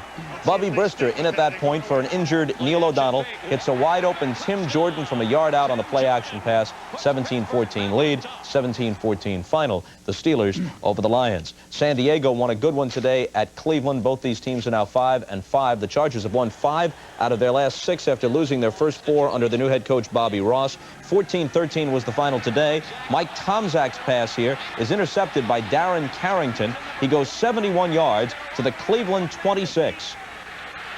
Then 3 plays after that interception in the first quarter, Stan Humphries will step up, and he'll find Sean Jefferson. The 26-yard TD makes it 7-0 San Diego. The Browns in the fourth quarter, trailing 7-3, capped a 99-yard drive. Tomczak stepping up away from the rush, throws on the run. Michael Jackson, nice catch, 24-yard TD, 10-7. Late fourth quarter, Humphries will hit Anthony Miller down the middle for the go-ahead TD. It covers 45 yards. The extra point actually won it, 14-13, and the Chargers go to 500 once again. The Jets took a 17-0 lead at home. Cincinnati scored twice in the fourth quarter. Jets hold on to win 17-14. Jets 3-7. Cincy 4 up and 6 down. Atlanta on Norm Johnson's 35-yard field goal with 50 seconds remaining defeats Phoenix at the Georgia Dome 20-17. And the Patriots will not go through the season without a victory. They're now 1-9. They won in overtime today at the Hoosier Dome against the Colts. The Colts have now lost 3 in a row, and they're banged up. So what appeared to have a chance to be a promising season when they were 4-3 after the win at Miami now is unraveling on them a bit, and they heard the boos today when they became the Patriots' first victim in OT, 37-34. And it was Scott Zolak, the third-string quarterback, rookie out of Maryland, with Hodson and Millen both hurt, who came in and played the whole game and did very, very well at QB today for the Patriots as they notched the victory. Closing thoughts here, Juice? I think San Diego is a team to watch at this point. They're 5-5. They're playing great football, second in the league in defense. And just, I think in the 6 games they have to play, none of the teams have winning records. I think San Diego will be in the playoffs and quite possibly win the West.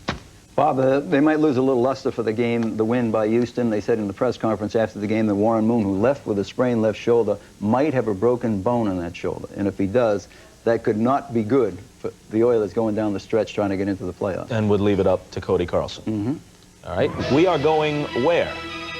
Back to... I'm just getting the information I need, folks. Bear with me here. We're going to go back to the field. But first, this word from your local stations.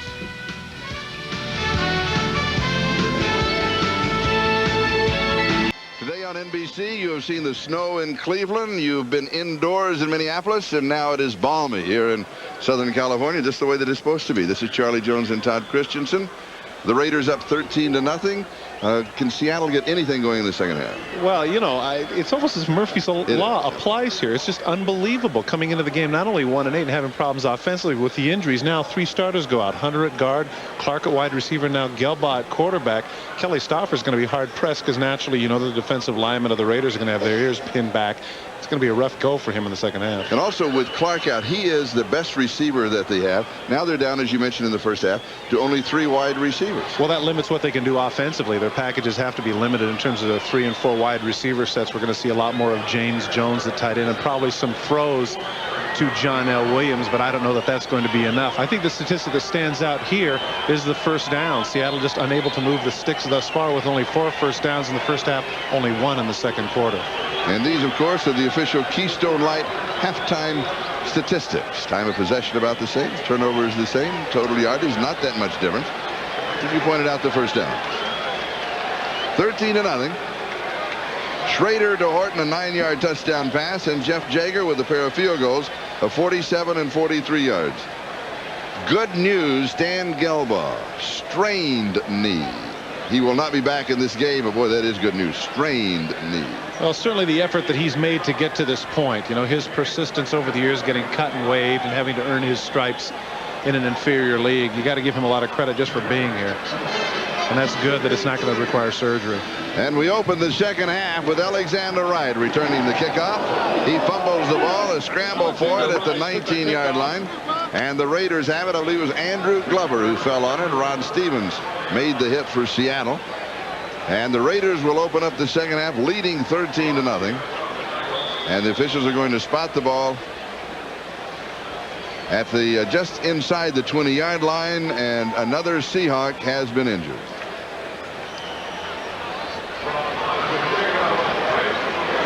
Well, now that's Rob Thomas. He is the 3rd wide receiver, and so Seattle will now be down to 2 wide receivers. Goodness. Tommy Kane and David Daniels. Gelbaugh with a little bit of a limp with the pads off. Nice to see that he could smile somewhat. When we asked him how was he doing yesterday, and I imagine if we asked him now, he would say the same thing. He said, I'm basically okay. Yeah. He didn't care to elaborate, as I recall. No, and in fact, I he actually wasn't asked, limping I said, either. what do you mean by basically okay? Yeah. I know the fact that it is a strain and not and the knee is not torn apart, so we can have a little levity in regard to it. But Rob Thomas, of course, wide receiver, excellent possession receiver for the Kansas City Chiefs, but during Marty Schottenheimer told us that they just like their young receiving core, and so he was let go. Picked up on waivers by the Seahawks. Done a good job in the 3 and 4 receiver sets. Nice looking young man. Wanting to know where he is. He's got that look on his face, yes. Mumbling. Yeah. Not exactly sure. Is this the kingdom? No? Okay. Here he is right here. Take a look at Rob Thomas here at the end of the play. What happens? Aaron Wallace has him. He's the one that puts the hit right there, but see the head as it hits the hip. If we can bring it back just a little bit, you'll see that head hit the hip. Watch as the head bounces back right here. You're going to see that. Watch his head. Pow. Ooh, yes. No. That's where the collision. He's not sure where he is right now, but thankfully he is walking off, and I would guess after they do the how many fingers and get those smelling salts under his nose, he'll be back. I actually there was a great line recently. He said, "What day is it?" He said, "It's the 5th," and somebody else said, "No, it's the 4th." He said, "That's close enough." Get it back. I actually remember a game. This is a true story, Charlie. I got hit like that, and things went black. And I remember I was on all fours, and I didn't know where I was. I put my hand down and felt, and it was AstroTurf on my palm, and that clicked something in my head, and I go, "Football game? Oh yeah." That's a true story. I mean, that's how loony you can get. I mean, you can really take some shots. First down from the 20-yard line. Straight to the throw, far side, pass is high. Tim Brown comes down with it, and he's out to the 26-yard line, maybe the 25. It'll be 2nd down and 5. When you think about it, coming into this game, Tim Brown was the leading receiver for the Raiders with 20 catches. In this day and age of receivers threatening the 100 reception mark and run and shoots, you think that obviously that's not a really large total, but he certainly makes the most of it. Every 5 catches, I believe he gets a touchdown. Yes. We talked to him about the chatter between those that are playing or those that are producing and those that are not producing on a Raider team that is struggling. He said sometimes you just say, he said, I want to say, shut up and make a big play, and then we can all talk about it. Here's Eric Dickerson, right side. Yeah, it's funny, Charlie. I remember that when I was playing, you'd collide and go out of bounds, and the guys who were the biggest talkers inevitably were the guys that weren't playing, probably because they had the most energy. That's right. But his point is well taken. When things are struggling, you're 3 and 6. The expectations, of course, for this team were a lot higher. He says it's time to stop verbalizing. Let's give that a rest. Enough with the superficial chatter. You guys that are running your mouths, put it on the field. 3rd down and 3. Raiders at their own 27-yard line, opening drive of the second half. He was quite candid. He was also saying that thank God that we're in the worst division in football because we still have a shot at the playoffs. He didn't candy coat it. Raiders stands in, pass is complete over the middle. First down to Steve Smith. Raiders now out to their own 42-yard line, a gain of 15 yards on the play and a first down, with Greg Clark making the tackle. No, it was Rufus Porter making the tackle. Delay situation right to the right of your screen. Steve Smith gives him an out move, and Rufus Porter buys it. Usually in that situation, Rufus Porter is in a pass rushing mode, but they had him man for man on Smith out of the backfield, and they paid the price. Raiders at their own 42-yard line, comfortably in front by a score of 13-0. Back in 1988, Steve Smith had 8 touchdown catches. He was somebody who was very valuable coming out of the backfield. A chance for you now to check out the 10-minute ticker, all of the scores in the NFL. And we've had an interesting day in the National Football League. Steve Smith, the intended receiver, will be 2nd down and 10, back at the 42-yard line. This is one of those very extremely, undeniably tired cliches that anybody can win on any given Sunday. This is given Sunday. More than any time, I think, in 1992 that I can remember over the last 5 or 6 years, this has been appropriate. Usually the second Sunday before Thanksgiving is the given Sunday. Well, no, where's the empirical proof of that? How do I know? No, but it's in the Old Farmer's Almanac. Reader's Digest said so. Second down and 10. Raider wide open is Tim Brown. Pass complete to Tim Brown. And he'll be stopped at the 49-yard line, so he picks up 7. It'll be 3rd down and 3. Tim tried to make more out of that than than was there. Watch again. Earlier we had the same situation. Delay route right in the middle. Now if he just cuts upfield, he gets the first down. But he wants to break the big one. But Blackman says, I don't think so. Pins him to the ground, and now instead of the first down, the Raiders come up 3rd and 3. 12 minutes, 22 seconds. Time remaining, third quarter here in the Coliseum in Los Angeles. On a warm, sunny afternoon. Marcus Allen is into the third down offense for the Raiders. Draw play would be interesting here. Raider has pressure, and it is incomplete. He underthrows Horton. In reality, he was just avoiding the loss. This is a bad job here by Jay Schrader. Up to this point, he's been doing a pretty good job. He's had some drop passes, some miscues, but watch here as he backpedals. This is where he should have turned around and started to run or stepped up in the pocket. Look as he backpedals right here. There's just no way that he can get anything on that ball, and really that protection wasn't that bad. If he's able to step up in the pocket and deliver the ball, he might get the first down. 4th down, and Jeff Gossett will be kicking to Chris Warren. Interesting statistic with regards to Jeff Gossett. Pro Bowl punter last year, consensus All-Pro. This season, Charlie, with the average you saw today, throughout the entire season, he has had only 1 touchback. That's a punter with some touch. He goes for the corner. He drives this one. And there's number 2. There's number 2 into the end zone. Never fails. You had to bring it up. Never fails. It'll be your fault. We'll be back in just a moment. The NFL on NBC is brought to you by Hertz's Fastest Service, now in more locations coast to coast. By Cold Filtered Keystone, Keystone Light and Keystone Dry. Bottled beer taste in a can. Wouldn't that be great? By Prestone, it stops the rust that stops your car. And by Oldsmobile, the power of intelligent engineering.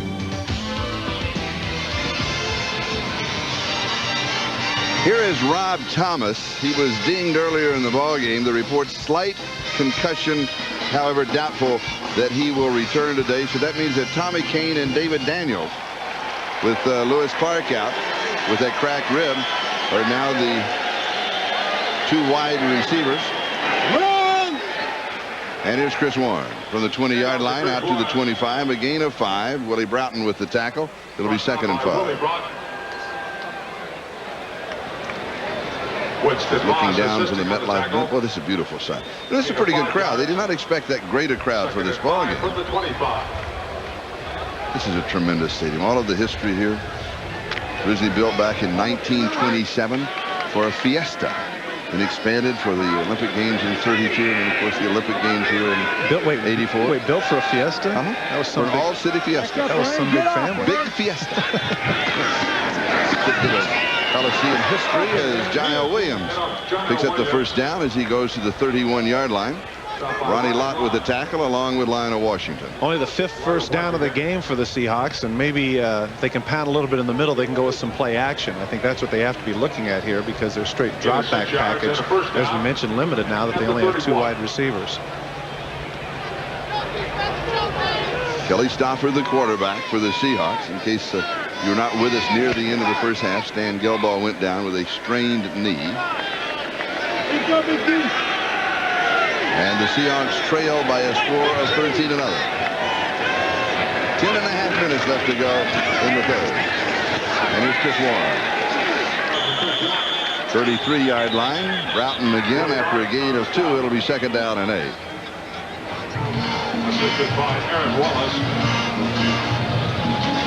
Ray Roberts asserting himself at left tackle. Tom Flores told us with each game he's getting better and better, trying to get that backside, pushing Winston Moss off. Little hand fighting there, and at the end, Moss grabbing the face on us. Hey, don't do that, he says. And welcome to the NFL. He told us that each week the man I'm across from, he says, I think he's an all-pro. I didn't know there were that many. Well, and the truth is he is. He is. Leslie O'Neal, Pro Bowler. Derek Thomas, Pro Bowler. Lawrence Taylor, of course. Greg Townsend. Brian Cox leading the AFC in sacks. A certain Pro Bowler this year. Charles Haley, of course, and Wilbur Marshall with the skin. That's a who's who. The ball is loose. It is still loose now. Scramble for it to the 10-yard line. The Raiders end up with the football. Following the Seattle fumble.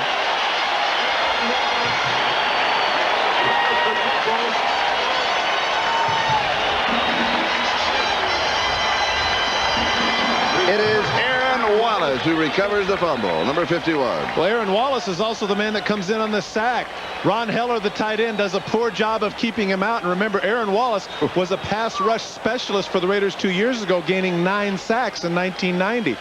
And now in the foray for the ball, you can see on the ground there Ray Roberts and Greg Townsend going at it. He comes from the blind side and the ball comes loose. Watch, number 51 is going to come up from the pile and pursue it. Now right here, he blows it. He's saying to himself, I got a touchdown here. I can just pick it up. Oh, doggone it. The ball comes back to him. Big turnover for the Raiders now. Set up shop at the 7. First down, goal to go.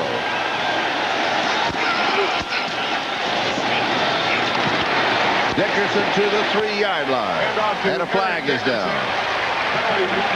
Now you got a face mask right at the end against Eugene Robinson. I thought that was cute, his reaction. He's pointing, saying, no, my hands came off. Honest.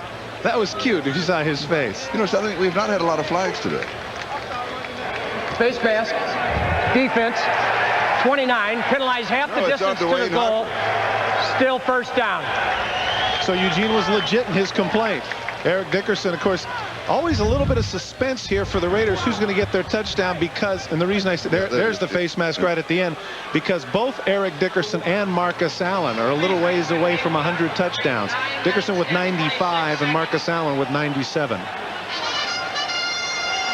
First down and goal to go. The ball just inside the 2-yard line.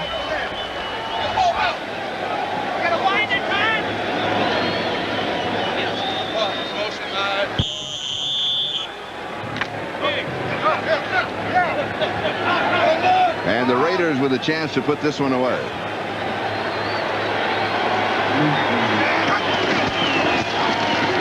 here's Dickerson. He cuts back and drives into the end zone. Tua Tagovailoa tried to stop him. I tried to stop Tua Tagovailoa.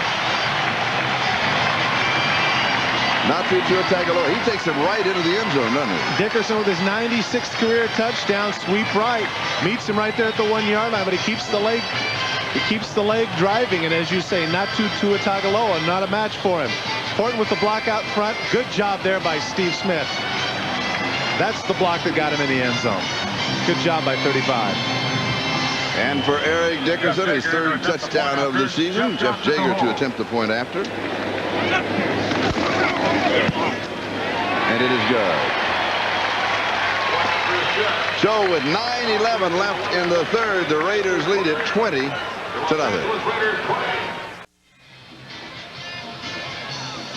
Welcome back to Los Angeles as we look down on the Coliseum for the MetLife Blimp. The MetLife Blimp is one of the world's largest airships, measuring 194 feet in length. It is 67 feet high. Oh, what a nice afternoon in Southern California. And a nice afternoon for the Los Angeles Raiders as they lead the Seattle Seahawks by a score of 20-0 with 9 minutes and 11 seconds left to go in the 3rd. Jager, it is high and short, and he's taken at the 15-yard line by Reuben Mays. And Mays is going to return it to about the 23, maybe the 24-yard line. Step back. And Seattle will try once again to see if they can get any semblance of an offense moving for them. Boy, it is hard to do. Their possessions will give you an idea of the tenure of the offense. 5 in punt, 3 in punt, 8 in the missed field goal, 3 and out, 3 and out, 4 downs, 4 in punt, 3 and the fumble. Boy, it is hard though. I mean, it is hard to do it with a mixed master offensive line of players in and out, and now you lose the quarterback and offensive guard, 2 wide receivers. And still, you just got to hang in. Seattle first down at their own 24-yard line. As Chris Warren gets the call, Nolan Harrison with the tackle.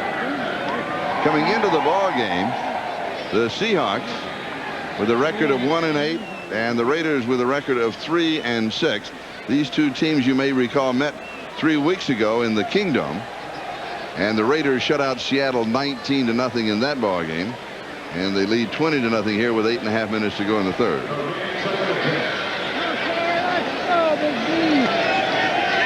One of the phrases that we have listened to from a number of coaches throughout the year is a thing called body English. And one of the things that we see right now is Kelly Stauffer is thrown down by Willie Broughton. Is the fact that you can see amongst the Seattle players a certain, I don't know what the phrase is necessarily. I don't want to say give up, because that's not it. It's just frustration. It's the inevitable. Jim Eddy, of course, the defensive coordinator of the Houston Oilers. Those of you who may have seen him earlier today, you know, he is so excitable, but he looks for the body English of their opponents and to get a clue of whether they're up or down or how they're feeling about themselves. And as you had a chance to look at the myriad of faces on the Seattle sidelines, you can see the frustration over the inevitability and the difficulty of, in a lot of cases, coming into gunplay with no guns blazing. Yeah. Stauffer rolls out, a little pump fake. He throws it, and it is caught, but it will come up a yard shy of the first down. Ron Heller, the receiver, Aaron Wallace with the tackle, and it's going to be 4th down and 1. And John Casey would come in to kick it away. And a good effort by Stauffer in the middle of the field. Here he scrambles out. Watch Heller at the top of your screen. Man-for-man coverage with Wallace. Finally spins around and shakes himself open. Stauffer finds him, but as you mentioned, just a little bit short. If he could have stretched to the line, he'd have had it. And so on 4th down, Rick Tootin will be kicking, and Tim Brown is the return man.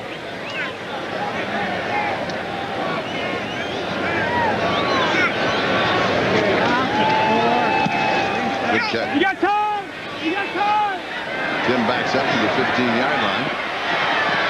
Sets the tackle. Flag is down on the play. He returns 10 yards to the 25, but a flag back at the 30-yard line. 52 yards on the kick. That 10-yard return, if it stands. And remember, it was 4th down and 1. Middle of the field, the center was double teamed by David Jones and Elvis Patterson. A lot of collisions going on. I believe they're going to call that against the Raiders. And if that was before the punt, then of course Seattle will have the first down. That's the debate right now amongst the officials, as whether or not it happened before the kick. We had holding, number 52. After the kick, this is a post-possession foul. We will penalize 10 yards from the dead ball spot. If it had been before the kick, then it would have gone back to the previous spot or the previous line of scrimmage. We've got a timeout. 7:15 left to go. We're in the 3rd quarter. Back in a moment. Next Sunday, an NFL doubleheader here on NBC.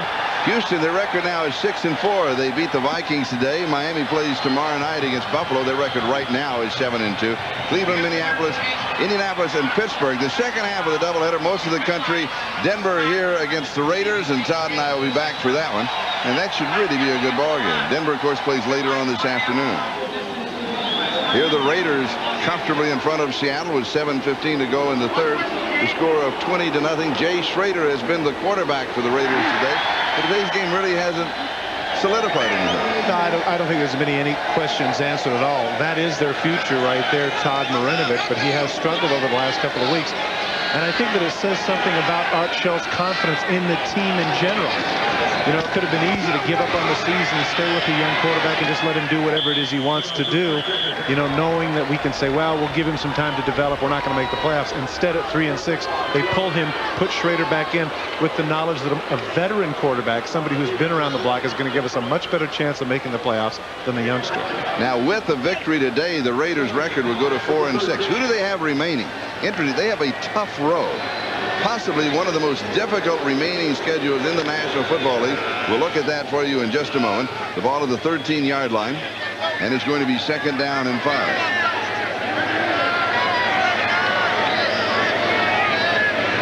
Horton comes in motion. A little play action fake by Schrader, and he goes deep into double coverage.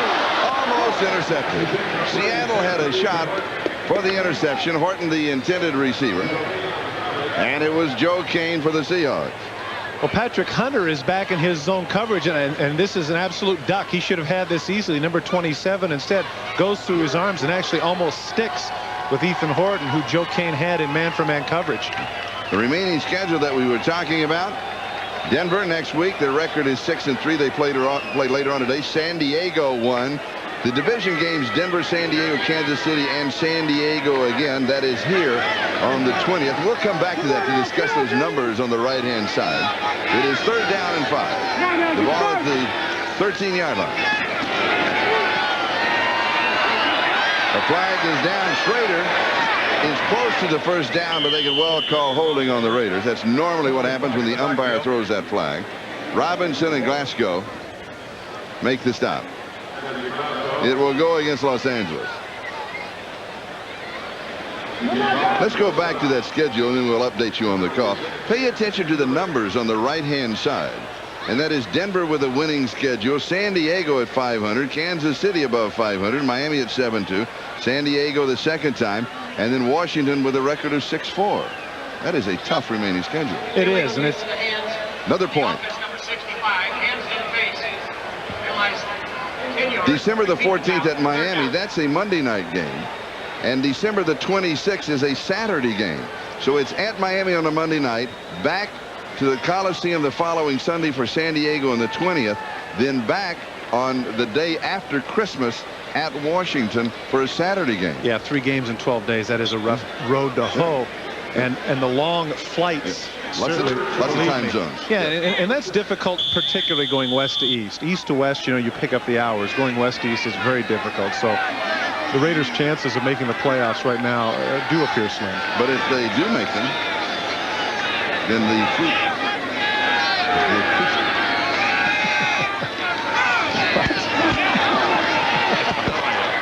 My mind is wandering. Marcus Allen gets the call, and he wanders out to the 10-yard line, and now we've got a fight at the 15. This may be just simply the frustration of a Seahawk ball club that is battling its hearts out. You know, obviously overmanned and losing several players in this ballgame. A small but somewhat maybe insignificant point here. No point is insignificant. No, but I mean, think about this on that carry. Here it is, you're trying to get rid of the ball, and who comes in to do that meaningless chore? Number 32, Marcus Allen. Would you have ever imagined at this point in his career that he'd be doing things like that? To come in and take a carry in that particular situation? Nobody does, and he does it well. Personal foul, unnecessary roughness on the defense. Personal foul, unnecessary roughness on the offense. Penalties are offset. 4th down. That's fine with me. Oh, that's all right. I'm just saying that, you know, a player of his caliber, number 32, Marcus Allen, arguably the greatest player ever to wear the silver and black, now in a situation where he's in effect listed on the depth chart as 3rd string. You wonder, you know, what the thinking is where that's concerned. An interesting point, Charlie, that you and I actually talked about is Jeff Gossett gets the punt off. I'll finish it after this fair catch. Is it 5 years ago you'd have said Marcus Allen was a lock for the Hall of Fame? Yes. Now, after these last 5 years, who knows? I hope he still is. He deserves it. We've got a timeout. We'll step aside. Back in a moment. Patrick Hunter, the starting right cornerback of the Seattle Seahawks, was shaken up on that last play. He comes out. That's a half a dozen Seahawks that have been lost in the ballgame. You know, they're going to be dropped by the insurance carrier. I can't help but think that if Seattle began the 1992 season with Lloyd's of London, they'd be raking in some serious cash about now, wouldn't they? They would have Big Ben, the top. Oh, they'd have it all. Oh, yeah. They would. Oh, he is hurting. These are the injuries today. Lewis Clark, John Hunter, Gilbaugh, Rob Thomas, Toffemeyer, Patrick Hunter. And the Seahawks have to try it one more time from their own 45-yard line. 5.5 minutes left to go in the 3rd. As Chris Warren pops to the outside. And he's going to lose a couple of yards on the play. Aaron Wallace, who recovered the fumble at the 7-yard line, is the man who makes the stop. Chris Warren heading into this game had over 1,000 yards of all-purpose yards. Impressive in terms of his versatility. And again, Tom Flores talks about that he really believes that this is a star of the future, especially when he's going to be able to run behind something that's not a makeshift line. And one of the bright spots for the Seattle Seahawks, when we talked to Tom Flores, this is the first man that he mentioned. 2nd down and 12 after that loss of 2. Stopper going deep, and it is incomplete. Tommy Kane, the intended receiver. Lionel Washington with the coverage. It'll be 3rd down and 12 back at the 43-yard line. The little pat on the head there by Lionel Washington says a lot. And what it means is, in effect, boy, I kind of feel sorry for you guys. If we're able to catch it at the end, actually, this is catchable. It's there on the hands, goes right through the hands. Actually, a pretty good throw by Stauffer. And right at the end, if you saw it earlier, number 48 is going to get up. And instead of, you know how you see those guys collide sometimes and push one another, number 48, Lionel Washington, just pats him on the back of the head and says, tough going, partner. The Seahawks have been held to only 2 rushes for more than 5 yards today. It's 3rd down and 12. And only 1 of 9 third down conversions. And we mentioned the fact that the Raiders will host Denver next week. Will the Seattle Seahawks return home to the Kingdom? They'll be hosting the Kansas City Chiefs next Sunday at 5 o'clock in the afternoon. And it doesn't get any easier. We're going to step aside with a timeout. Raiders lead it 20-0.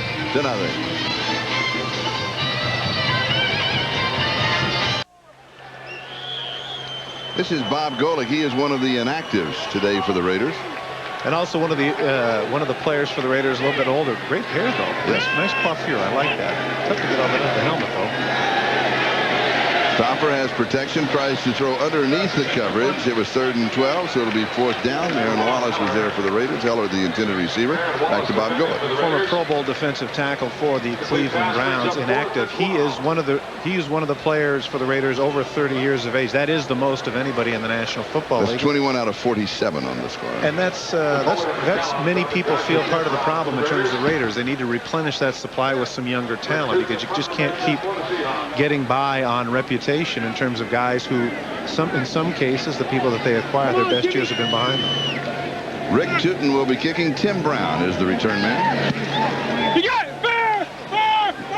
Fair catch, and he takes it at the 20-yard line. So with 4 minutes and 26 seconds left to go in the third, following that 37-yard kick, the Raiders will have a first down. And a program note: next Saturday, get ready to watch the top triathletes from around the world as they test their endurance in the 15th Ironman triathlon. 15th. Boy, how time goes by. Remember the first couple that they had? That is a day of grueling competition, a 2.4-mile ocean swim, a 112-mile bike race, and if that's not enough, a full 26-plus marathon to the finish line. The Gatorade Ironman Triathlon, that is next Saturday here on NBC at 4 o'clock. You know, the first 4 that I ran in, you're right. I remember that was quite a while ago. It was quite a while ago. Not. Eric Dickerson from the 20-yard line, and he'll go out to the 26. It'll be 2nd down and 4. Jeff Bryan with the tackle. It seems strange to see him in a black jersey. It does. A little bit. It does. I mean, after all those years of seeing that, he's got his standard attire, though. The elbow pads, the neck brace, his glasses, and everything else. But I guess I'm so used to seeing that in blue and gold, it seems strange.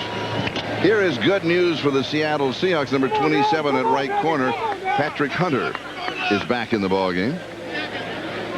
There he is. 2nd down and 4. And we have some jumping and contact. It'll be encroachment called against the Seahawks, and that is moving across the neutral zone and making contact prior to the ball being snapped. The caveat, of course, is if you're pulled off. The caveat? Yes. Oh, very good. Yeah. I'm working on it. Don't know what it means. Encroachment, defense, number 92, 5-yard penalty, first down. It's on David Wyman.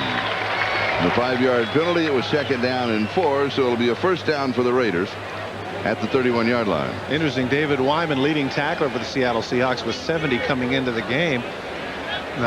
He meant 72. He meant Joe Nash, because you can see 92 standing still. Oh, my goodness. Ooh, yes. Yeah. I thought, boy, very strange a middle linebacker would get that. But, of course, he didn't.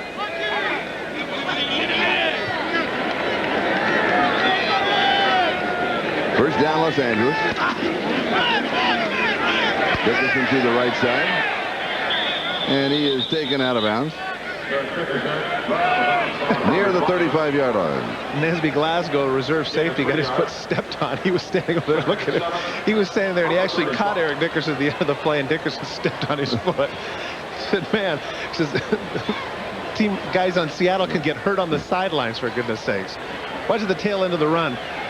Watch when he gets pushed over. Watch Glasgow right there. Ouch! Ouch! He gets stepped on. His foot gets stepped on. He's and he's limping around. Oh, man. Tough being a Seattle Seahawk, boy. It is this year. Oh, boy. 2nd down and 7.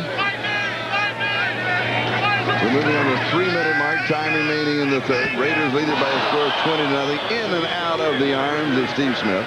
It'll be 3rd down and 7.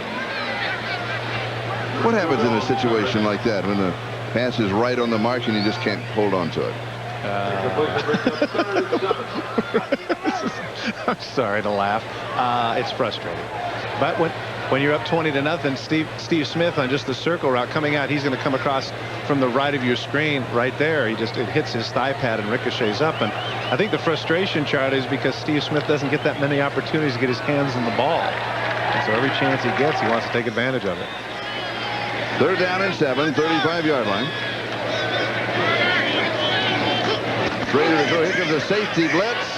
Steps away from it, and the next man gets it. And that's Cortez Kennedy with his 8.5 sack. And both he and Rufus Porter will argue when they come off the field who got there first. Cortez Kennedy been having to deal with the double team all day. There it is again. Here comes Eugene Robinson with the safety blitz. But once Schrader comes outside, there's Kennedy waiting for him.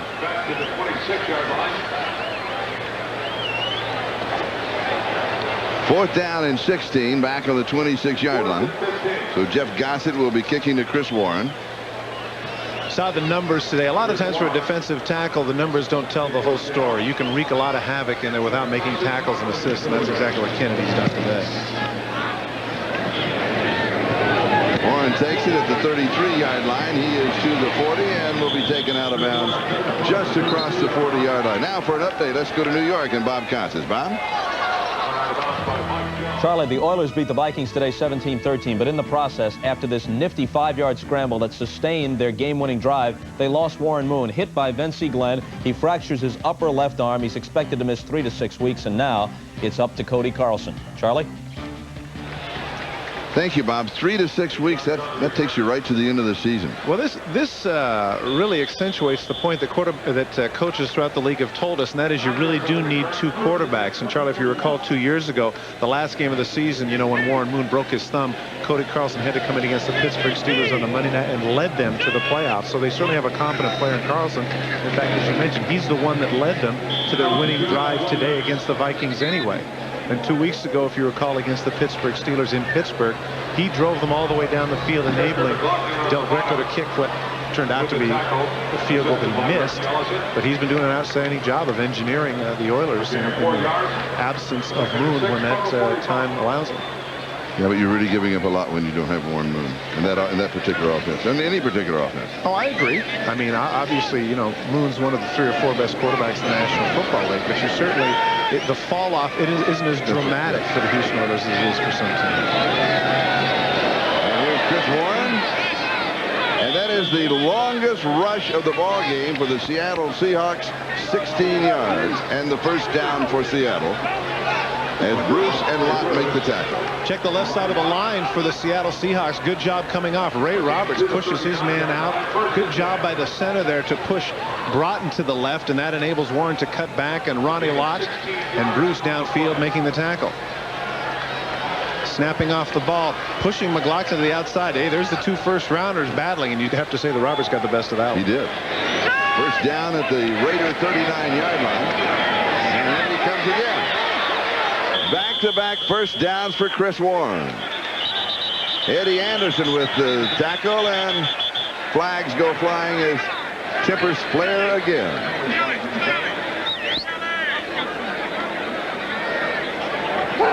Well, hopefully it'll be another situation where it's both sides, because certainly for Seattle, now that they got those back-to-back excellent runs and are heading into scoring position, you'd like to think that they're not going to be set back just because of somebody losing their temper. What's wrong with We have offsetting fouls, unnecessary roughness Good deal. against the defense, unnecessary roughness against the offense. Offset, first down. I wonder what's wrong with Dick's thumb. You see the tape on his thumb there when he held that up? Ball on the 25.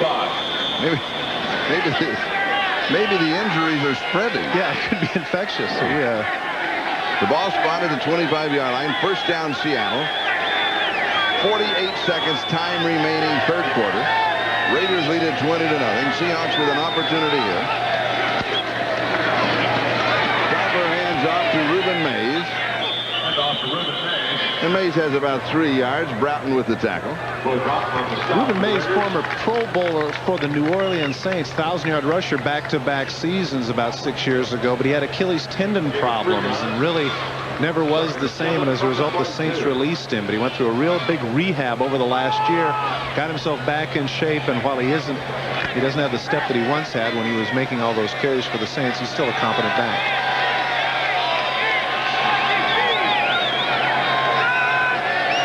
Second down and 7. Stoffer throws under pressure. Pass is incomplete. He goes to John L. Williams, and with that play, we come to the end of the third quarter. Raiders lead at 20-0, and we'll be right back after these messages from your local station. Grant Fiesel is the center for the Seattle Seahawks, as the starting center, Joe Toffelmeyer, has a bruised leg, and he has been taken into to check that out, so he has joined the injury parade. Thankfully for the Seahawks, though, Fiesel was the starter in '91. Toffelmeyer beat him out for '92, so they don't lose that much in experience. Third down and 7. Here comes the blitz. Howie Long almost had the interception. His Stoffer hit him right between the 7 and the 5. Who was that, Ricky Ellison, that was pulling him down? Well, actually, Stoffer lucked out here. Clearly, he's just trying to throw the ball away. Watch the rest. That's McLaughlin, once again, the first-round pick coming in. Ellison in on the blitz, as you mentioned. Now they're going to call in the grasp here, which I wonder if that would have been in the grasp if 75 would have caught the ball and gone the distance. I didn't know there was in the grasp rule remaining. I thought they'd been taken off of the rule. Well, that was curious because, as you mentioned, you know, we've watched so many times this season how this operates, and big smile on Ricky Ellison's face. He doesn't get that opportunity to blitz much and get the quarterback, but he did there.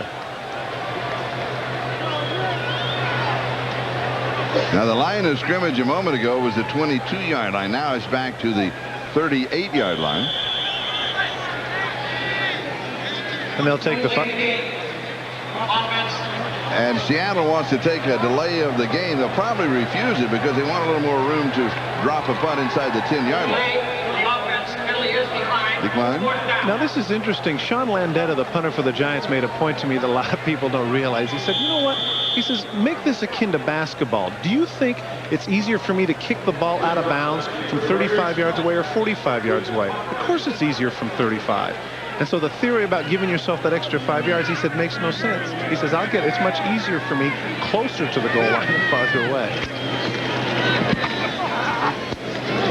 Pitches this up for a catch. Is called for and taken at the 8-yard line.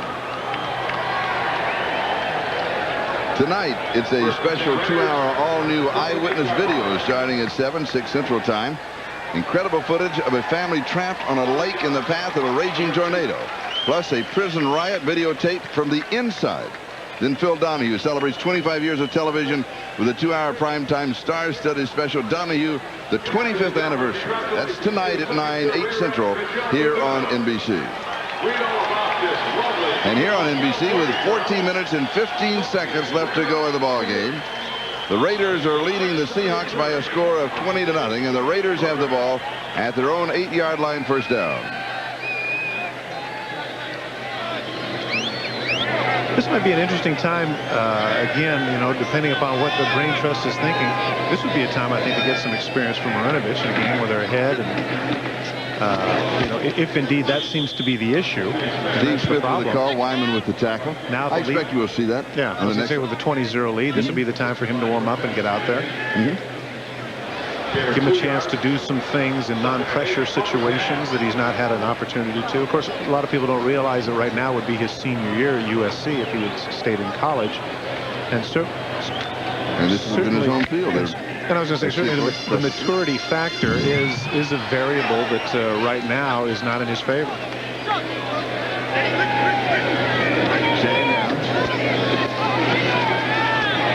Raiders pass is incomplete at the 16-yard line. Ethan Horton, the intended receiver. David Wyman with the coverage. It'll be 3rd down and 9. Well, for no other reason then, and you see the numbers there, Jay Schrader, but he's done enough for his team to win, or at least his defense has. You know, you look, so many times, Charlie, we've done these games before, and they say, oh, you know, the quarterback should stay the whole time or whatever. And I don't get that. Where's that axiom? Kind of like the injured player who you know is not going to play but suits up anyway. Well, what's the sense in that? I've never understood that. One of the other things, you know, and we've seen it on the Seattle side, that anytime you play, you are risking injury in this game. Sure. And so you want to take some of those risks away. Third down. Well, and again, the rap, I come back to this, so if the rap on Marinovich is getting experience, why not in a situation like this, give him that experience? And we'll see it. It is dropped. Barton had it and couldn't hold on to it. It'll be fourth down. Dodge had the cover for the Seattle Seahawks, so Jeff Gossett will be kicking. There's no excuse. Middle of the field, wide open. Schrader puts it right on the numbers. A little behind, but that you got to catch that. Jay Schrader not too happy. He says, you know what, if you're going to abuse me about the numbers, please take into account the fact that I've got some guys that aren't coming up with the ball. That's right. So Gossett will be kicking to Chris Warren. Good kick. Warren at the 46-yard line. He's to the 50. He goes out of bounds. Chris Warren took the punt at the 45. 13 minutes, 19 seconds left to go in the ball game. 44-yard kick, 7-yard return. Back in a moment. The NFL on NBC is brought to you by cold-filtered Miller Genuine Draft. Get out of the old, get into the cold. By new Hager wrinkle-free cotton pants. 100% cotton, 0% wrinkles. By Kentucky Fried Chicken. Nobody's cooking like today's KFC. And by the heartbeat of America, Chevrolet and your local Chevy dealer. A little smoggy in the Los Angeles basin, but it does enhance the sunset. Very picturesque. Here's Kelly Stoffer. Seattle has the ball at the Raiders' 48-yard line, and they trail by a score of 20-0. And a moment ago, you saw the graphic where the Raiders now have shut out the Seahawks the last 9 quarters. Of course, they shut them out 3 weeks ago. They shut them out 3 quarters. Today, you go back to the last 2 quarters that they played last year. That's Chris Warren. Aaron Wallace was there for the Raiders. It'll be second down. I would like to see them throw the ball there. Good field position on the 48-yard line. Give it a shot here. This is a time to, well, any time would have been the time to make hay, but instead Warren has a 2-yard loss, and now they're faced with 2nd and 12. Warren now 14 carries, has rushed for 58 yards in the ball game.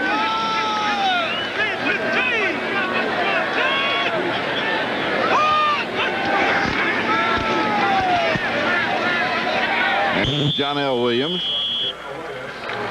And he's going to pick up about 3 on the play to the 47. This may be SC and UCLA. This is being captured. That's the University of Southern California campus. A little flag football going on there. The alma mater of our producer, David Neal. Our director today is Dick Klein.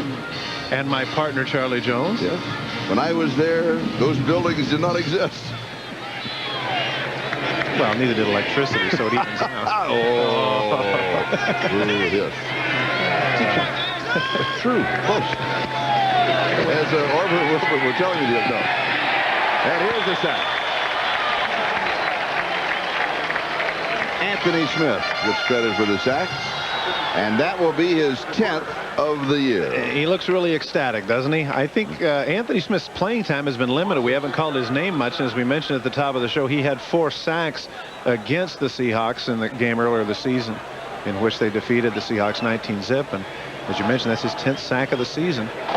Really showing a lot of people that he justified that first-round pick that the Raiders made of him in 1990. Now, this is the 8th punt for the Seattle Seahawks. And that matches up statistically with a total of 8 completed passes. So the punts and the completions are the same. Fair catch is called for at the 20-yard line.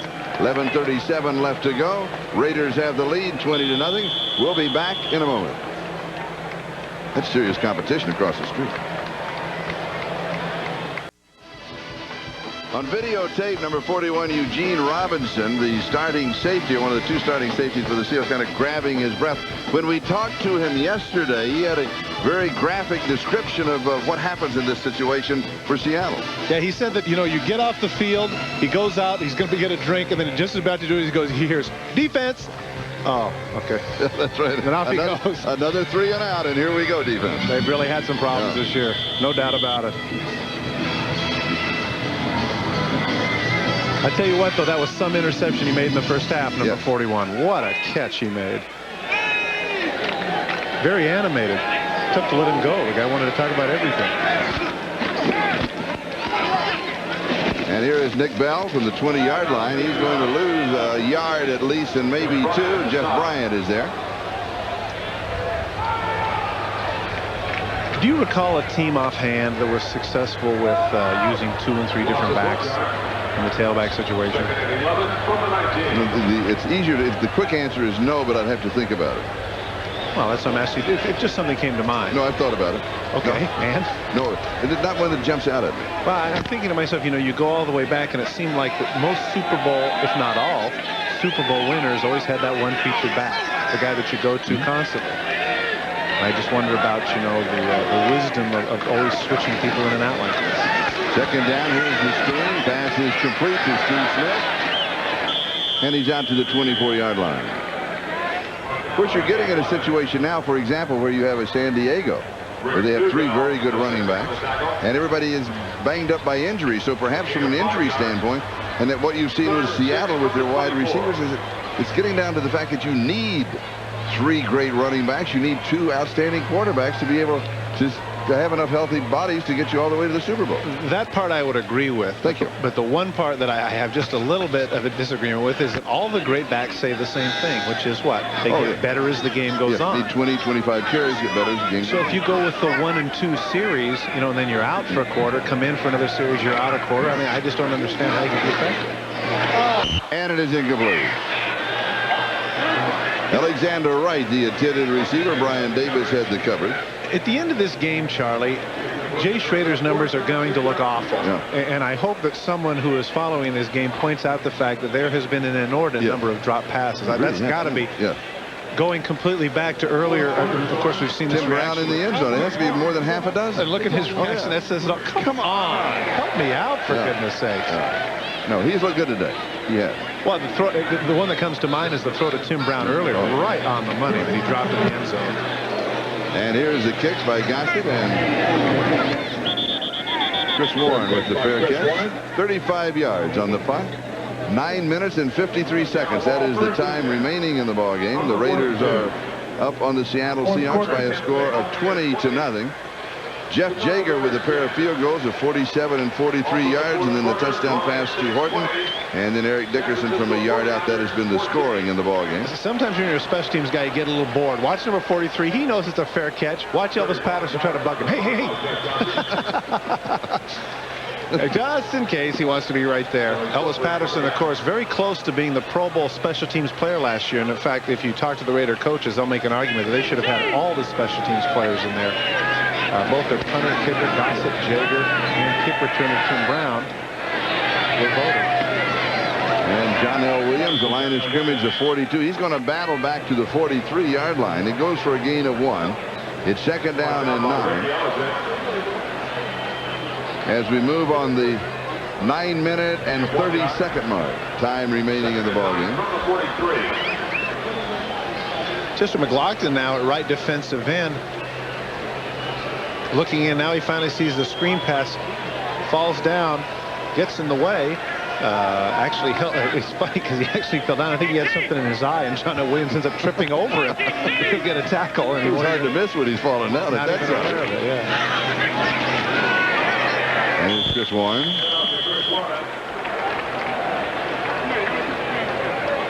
Winston Moss and Ricky Ellison in on the tackle. The Raiders done an outstanding job against the run today, against an obviously outmanned Seattle team. It'll be third down and 9 for the Seahawks. The ball still at their own 43-yard line. Tom Flores, the head coach of Seattle. You know what he said yesterday? He said, we need some big plays, and we don't have any big play receivers. Well, the closest they had was Lewis Clark, and he went out early in the ballgame. Well, they really need to get Brian Blades back. And he said that within the next 2 weeks, more than likely he is going to come back. And I think what they found out that, with blades out, there's too much coverage on the other side of the clock. This is over the middle with a flag down. John L. Williams.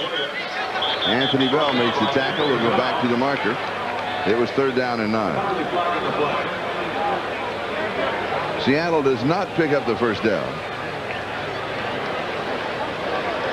The penalty is against the Raiders. That'll be an automatic first down. What probably happened in the middle of the line, Charlie, is that John L. Williams, they set up for the screen, one of the defensive linemen held him. It seemed an inordinate amount of time when Stauffer tried to get that ball off. Holding. Defense number 93. Penalty is accepted. 5 yards. Automatic first down. On Greg Townsend, and the 5-yard penalty, as Todd pointed out, carries with it the automatic first down. Watch number 93, Greg Townsend, more than likely trying to hook up with John L. Williams. He's going to come to the left of the screen. You can see John L. He starts to come out. Actually, it's on the other side of the field. What happened is that John L. Williams cut across in the back going the other direction. Chris Warren is probably the one that got held, and that's what the official saw. Inconsequential to the play, but a first down for the Seahawks nonetheless. At their own 48-yard line. Stauffer throws. Nice throw. Yeah. And Ron Heller has the reception. Ricky Ellison was right on him, a gain of 12 yards on the play. Cuts downfield and breaks off of Ellison. Just a simple out route. Ricky Ellison has him in man coverage. Stauffer puts it right. Nice throw right there. Slides in, makes the catch. Hey, Stauffer's looked pretty good, hasn't he? That was a nice flick of the wrist right there. Nice throw on the money. At the Raider 40-yard line. A first down for the Seahawks. Just under 7.5 minutes. Time remaining in the ballgame. Moral victory if they get a touchdown? You bet. Okay. You bet. I think very important if they get one. I do too. Stauffer to throw. Pressure from the backside. He gets it off. It's on target. Another good pass. This one to John L. Williams down the sideline. Nice piece of running there by John L. too. Stauffer just inches from getting sacked, gets the ball off, and before he goes out of bounds, Williams able to cut back against the grain and get some extra yards. Watch how close Stauffer is to getting hit. Right from the backside. Here comes Townsend. He just barely gets the ball off. And watch the tightrope that John L. walks here right at the end. Oh, good job. Skid marks. Keeps his feet. Yeah. Skid marks. Okay, 2nd and 2 at the 32-yard line. 6:43 and counting. Time remaining. Come on, D. Come on now. Come on now. Don't give him no point. And here's Chris Warren. What was that? Winston Moss that had a fistful of jersey, and he picks up the first down. Assisted by Winston Moss. First and 10 Seahawks at the 22. Delayed draw. Chris Warren inside backer blitz. Winston Moss can't quite hold on to the jersey entirely, so with a little help from Lionel Washington, he's able to help him and double team Warren down, but not before he gets the first 22-yard line. And he adds 10 more yards to his total. 68 yards rushing thus far in the ballgame for Chris Warren. And a first down at the Raider 22-yard line. 5:52 and counting time remaining. Stauffer throws. And when it is deflected, it's incomplete. It'll be 2nd down and 10 at the 22. The few people that are in the end zone on that side are starting to chant a little bit, and you can hear the noise. They, too, like the players on the sidelines, do not want to see the Seahawks get in the end zone.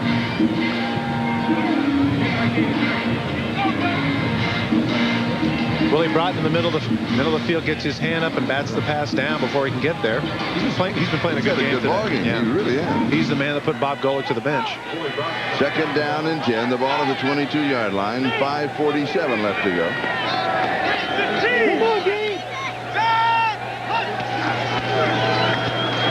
Here's the draw to John L. Williams, 20-yard line. End of a couple. It'll be 3rd down and 8. Lionel Washington with the tackle. 2 yards. 3rd and 8 from the 20. Ray Roberts again on Greg Townsend. Drop play, pushes him to the outside, and that's right there. That forces John L. Williams. The farther outside he goes, that enables the pursuit of the Raiders to catch up, and Lionel Washington showing good run support. Now 3rd and long for the Seahawks. And again, Sean Farrell is at left guard for John Hunter, who was injured. Grant Fiesel is at center for Joe Toffelmeyer, who was injured. Lewis Clark is out. Rob Thomas is out. Stan Gelba all out with injuries today. On the 5-minute mark, time remaining. And we have a flag. We had a false start by the Seahawks. So rather than 3rd and 8, it's going to be 3rd down and 13. False start, offense, 73. 5-yard penalty, still 3rd down. From the rookie Ray Roberts. Trying to rock back and get a head start on his pass block versus Greg Townsend. Here he is rocking back. You can see, look at that. They could also have called him. Take a look at that left leg, how far back it is. We had a game earlier in the season where they're trying to be very strict with regards to keeping people on the line of scrimmage. But you see offensive tackles now in obvious passing situations. They start to do like on the field goal flanks. They want to get back as far as they can, knowing they have to backpedal. See the left leg right there. Look how far back Roberts' left leg is. But he's keeping his shoulder square to the line of scrimmage. That's the key that the officials look for. Here's the pressure pass over the middle, and it is dropped. It is incomplete. John L. Williams couldn't pull it in. Ricky Ellison was there. It'll be 4th down. And a field goal team is coming in for the Seahawks. Right here is that left leg sticking back. And what that is enabling him to do is to get back faster in the pass rush and cut off the angle of the pass rusher. Watch Greg Townsend. He knows that Townsend's going to get upfield. He just wants to push him away from the quarterback, and that's exactly what he does, enabling Stauffer to have the time to deliver. And a 43-yard field goal attempt by John Casey. He missed right, going the other direction in the first half from 45 yards away. And this is good. So Casey hits from 43 yards away, and the Raiders now lead 20-3. We are looking down from the MetLife blimp that travels more than 60,000 miles a year to cover sporting events and television specials all around the United States. We got an onside kick coming up. It's a giveaway. Everybody's on one side. And it is there, and it is recovered at the 50-yard line. That's a nice catch. By the Raiders. It was that Napoleon McCallum, I believe. Or was it Tim Brown? Who was it? Had the hands team? No, it was Tim Brown, I guess they got it. That was a nice catch. It took the hop. They did it exactly as they were supposed to do, time it out, but he got up there and made the catch. Trust me, this is not a fun not a fun team to play on. I played on the hands team, and you know you're going to get hit. Everything has to focus on the ball. The idea here is watch, they take off and run. They want to get a running start, and watch when the ball takes the big hop up here. Nice job. If Napoleon McCallum touches that ball, as he almost did, then of course it ricochets and the Seahawks might get it, but he let it go. The idea is to let it go and let the people behind make the catch, and that's exactly what happened. Tim Brown, good job. That is John Casey, who just split the upright from 43 yards away to put the Seahawks on the board with their first 3 points of the ball game. And one of the reasons for that, Charlie, is people might be saying, what's the point? It's 20-0. Why go out and get a field goal? Well, there's a lot of reasons. One is for the team's sake to not get shut out again. And the other thing is that he's a young kicker. This is only his 2nd year in the league. And after last week, he missed a 22-yarder. And today going 0 for 2, that did a lot for his confidence. I think that's something Tom Flores was thinking about. We're moving on the 4-minute mark, time remaining in the ballgame. Raiders 20 and the Seahawks 3. And the Raiders will have the ball at the 48-yard line of Seattle. It'll be 2nd down and 7. One of the other things Stan Gelbaugh said of interest yesterday was that despite the record and despite the travails that they had, one of the things that he enjoys is that, you got to remember, I'm in the NFL. Yes. All right. You can talk all you want about, well, we're struggling and it's this and that, but, I'm a part of the National Football League. And I know that during my tenure there, I took great pride in the fact that, hey, there's only 1,260 guys in the rosters. You realize there's 3,500 brain surgeons? I mean, that's a pretty unique fraternity. Had a chance at halftime to talk with Tom Flores' wife, and I asked her, I said, so how's Tom's mental health? She says, oh, he's hanging in there. I said, he's all right. And I think a lot of it has to do with the fact that Tom's back doing what he wants to do. He certainly could have stayed as the general manager and president and done what he wanted, but he confessed to us last night that he misses that battle, that excitement on Sunday. Yeah, he misses Sunday. It's clear that he does, yeah. And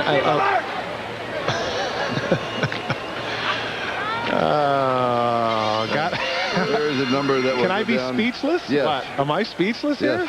We'll save that. We'll save that tape for next week. I told Uncle Alonzo to stay on, doggone it, but he didn't listen to me. Schrader with a little play action fake. Pass complete to Andrew Glover, and the Raiders have a first down. Patrick Hunter with the tackle, a gain of 15 yards on the play. Well, Jay Schrader able to find somebody that can catch the ball, and it happens to be a reserve tight end. Misdirection here.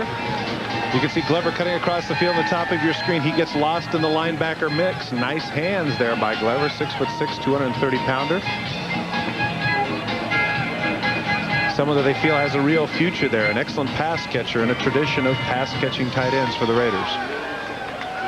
And the 2-minute warning will now be given to both pitches. The score, Raiders 20, Seahawks 3. We'll be back in just a moment.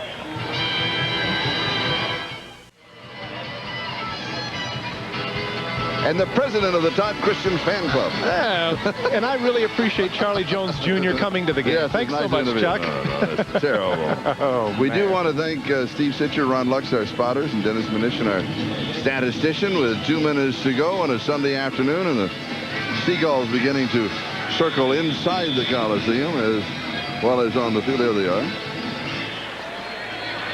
And the Raiders well on their way to a record of 4-6. And they will be hosting the Denver Broncos here in the Coliseum next Sunday. And the Seahawks record will now be 1-9, and they will be hosting Kansas City in the Kingdome next Sunday afternoon at 5 o'clock. Here is Nick Bell. And as he picks up a couple of yards, let's switch across the country to New York City and Bob Costas. Bob? Charlie, down 20-7 at Candlestick Park.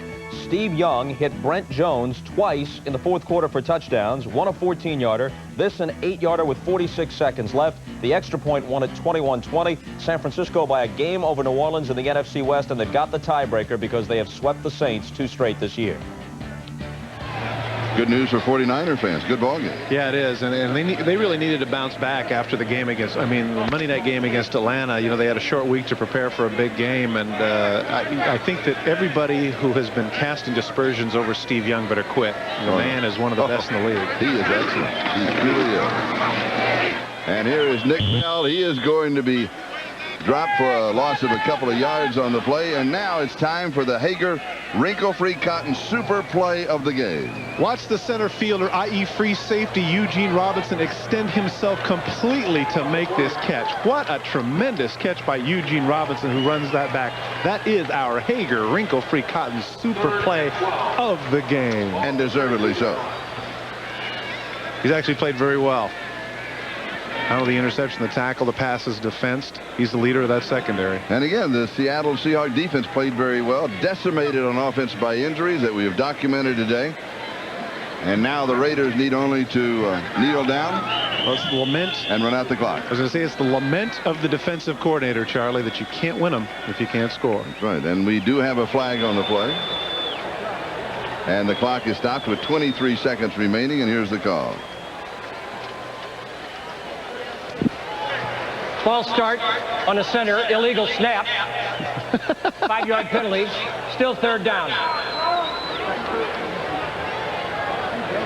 Illegal snap. Executive producer of NBC Sports is Terry O'Neill. John Francis is the coordinating producer. David Neal of USC fame produced our ball game here. Dick Klein of even greater fame was our director. Ray Benassi, our associate director. Amy Nick Bader. Yes. The Nixter. Now way to go. Married lady. She was responsible for all the graphics and the nice look that we have as we take the final countdown. We'll be back in a moment with a final thought. The Raiders defeat the Seahawks by a score of 20-3. And the Raiders win 1 in a row with 6 to go.